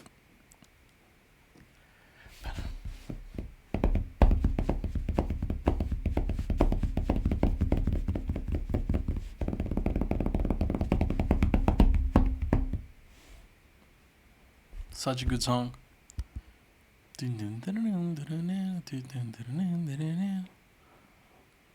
I feel we listened to this one already.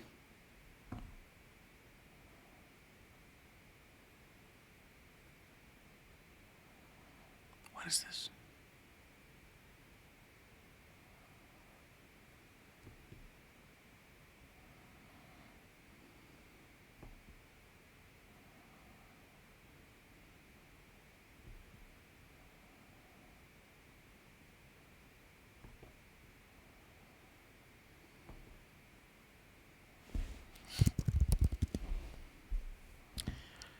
I think we're just gonna play Euthanasia.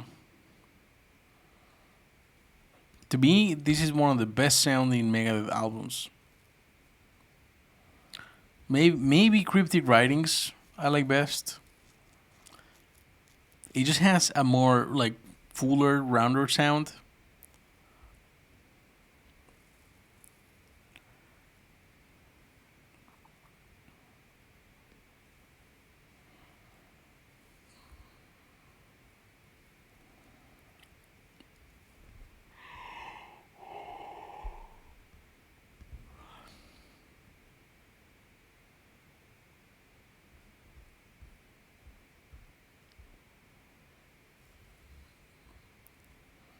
For it all to stop.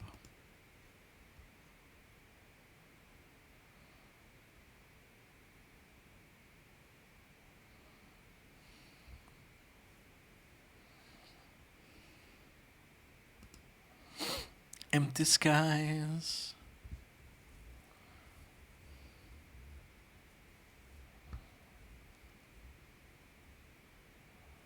Don't want no revenge.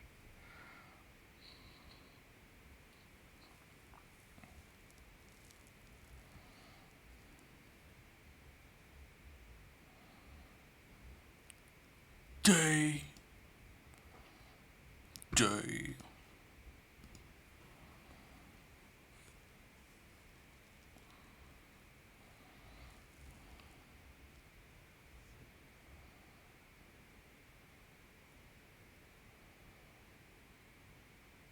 Oh, I'm missing a name parameter. Okay.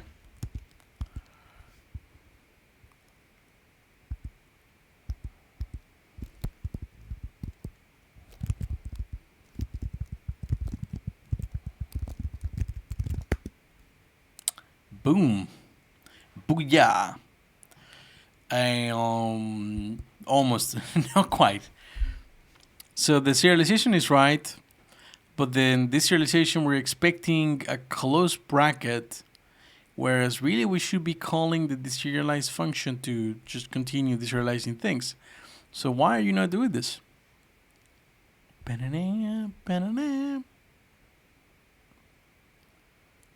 Oh, but that makes sense because our deserialization code is garbage now. Right. Perfect. This is excellent. So we now want to read an integer, and if we read that, right, if we do like int I, right, this will be like int context, and then we can just put the I there. And is it that way?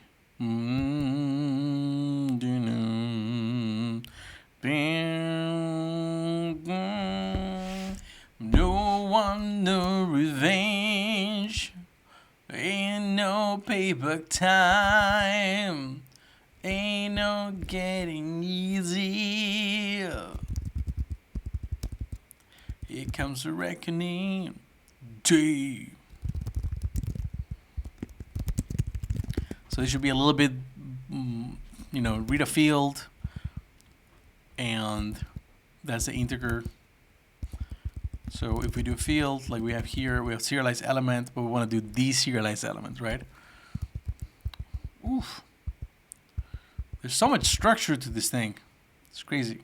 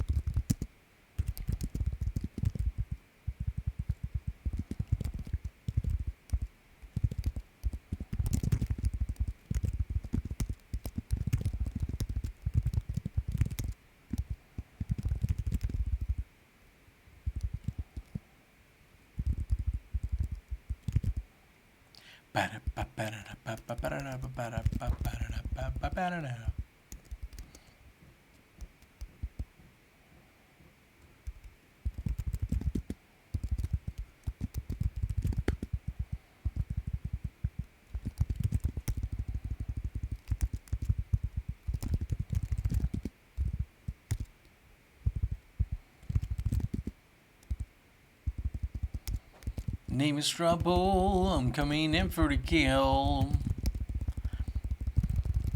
Kill. No, you know I will.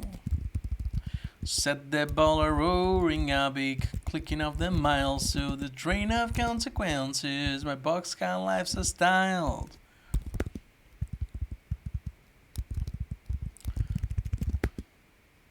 There ain't no turning back.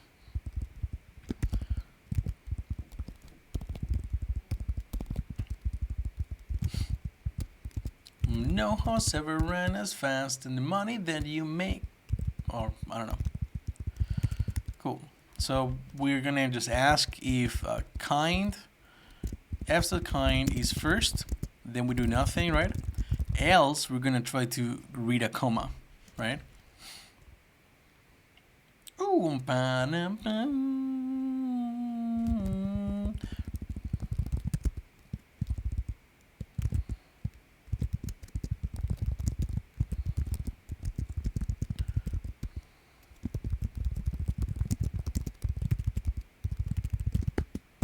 there ain't no turning back.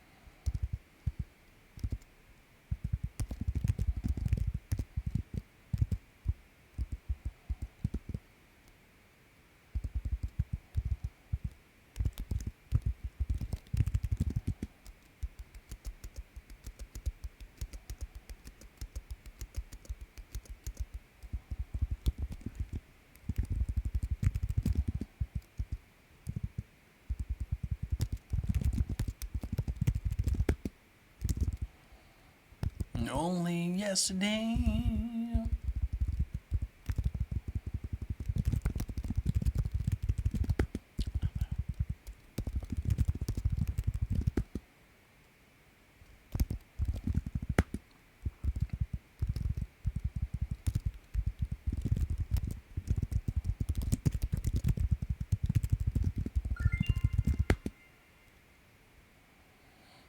Are you feeling strong? Use bloody red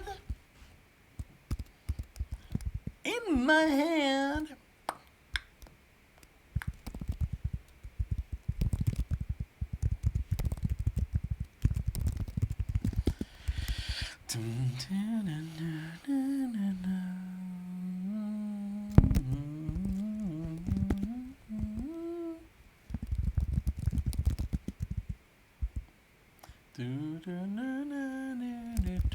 In a dream I cannot sing.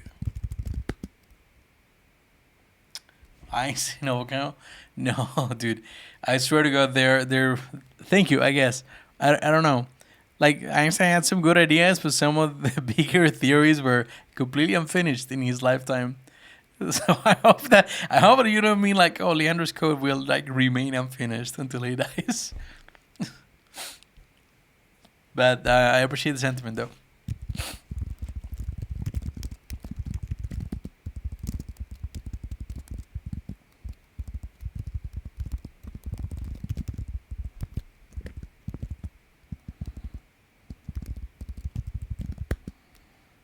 I leave that out to your imagination. You bastard!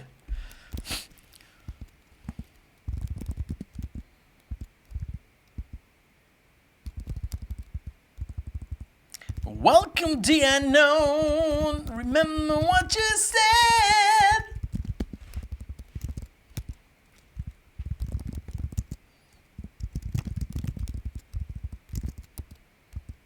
Where's the helping hand?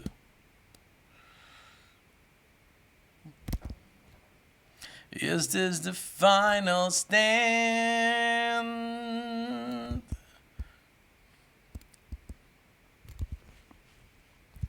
In a dream I cannot see. Ho ho ho! Fuck yeah! Woo! Look at that, chat. Serialization.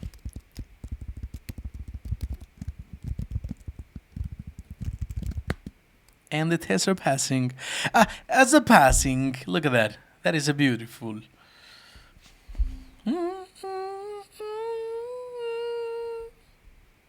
Let's fucking go!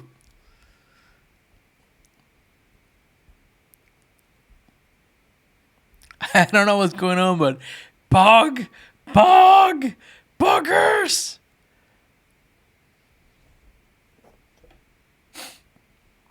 So we got the tuple variant serialization working, and deserialization as well. Like our test actually goes hand in hand. So we grab a structure like this one here on the left, right? And we serialize it first, and then we deserialize it, right? And then we try to compare it.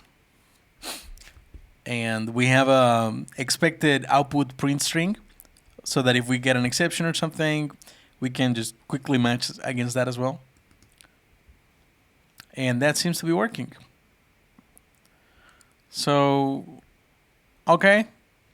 So far, so good. I think we can maybe try now a record. Right? And see how this stuff works with a record. I'm addicted to chaos.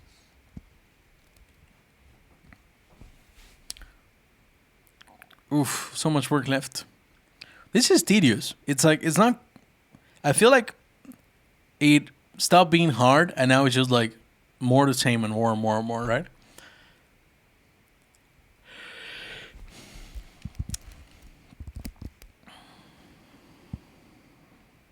And I get the feeling that the visitor is not going to be nearly as interesting as, or as even necessary as it is right now.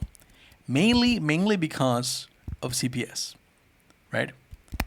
When we have this style where we're saying, let's say here, deserialize. Here's a function for you to run afterwards, right? Go for a variant. Here's a function for you to run afterwards, right? Get an identifier, right? In this case, we have a field visitor. But, right, this could be written also, literally, as identifier, and here's a function for you to run afterwards, right? And then you can do whatever you want there. So, for example, in this case, it would be this. Right? And that gets rid of the entire visitor idea. If you have something like that, then the visitor is much less interesting, I feel. That's oh.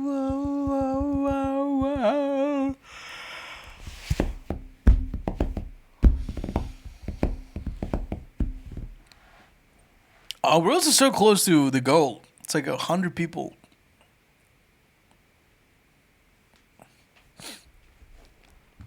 That we can spread the word of ocaml to.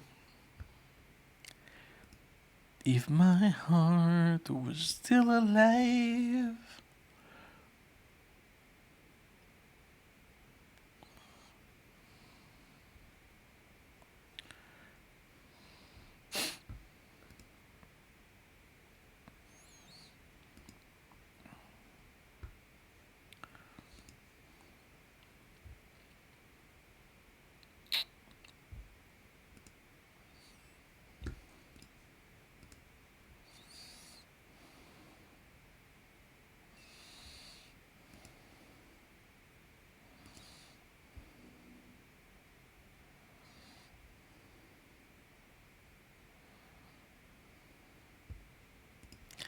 Je dois partir.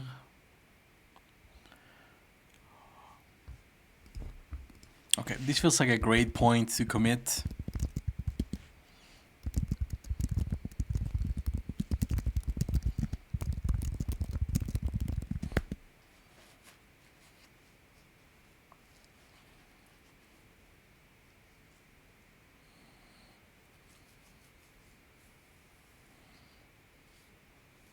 I feel like at this point we already have more features than we had at the beginning. We're just missing the records, but at the beginning we couldn't deserialize lists, which now we can, which is pretty good.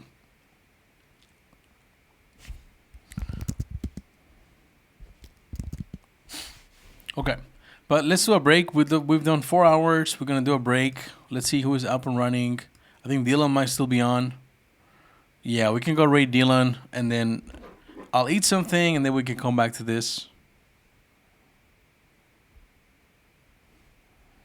So let's go ahead and do that. So trash puppy, and yeah, we're gonna raid our boy Dylan.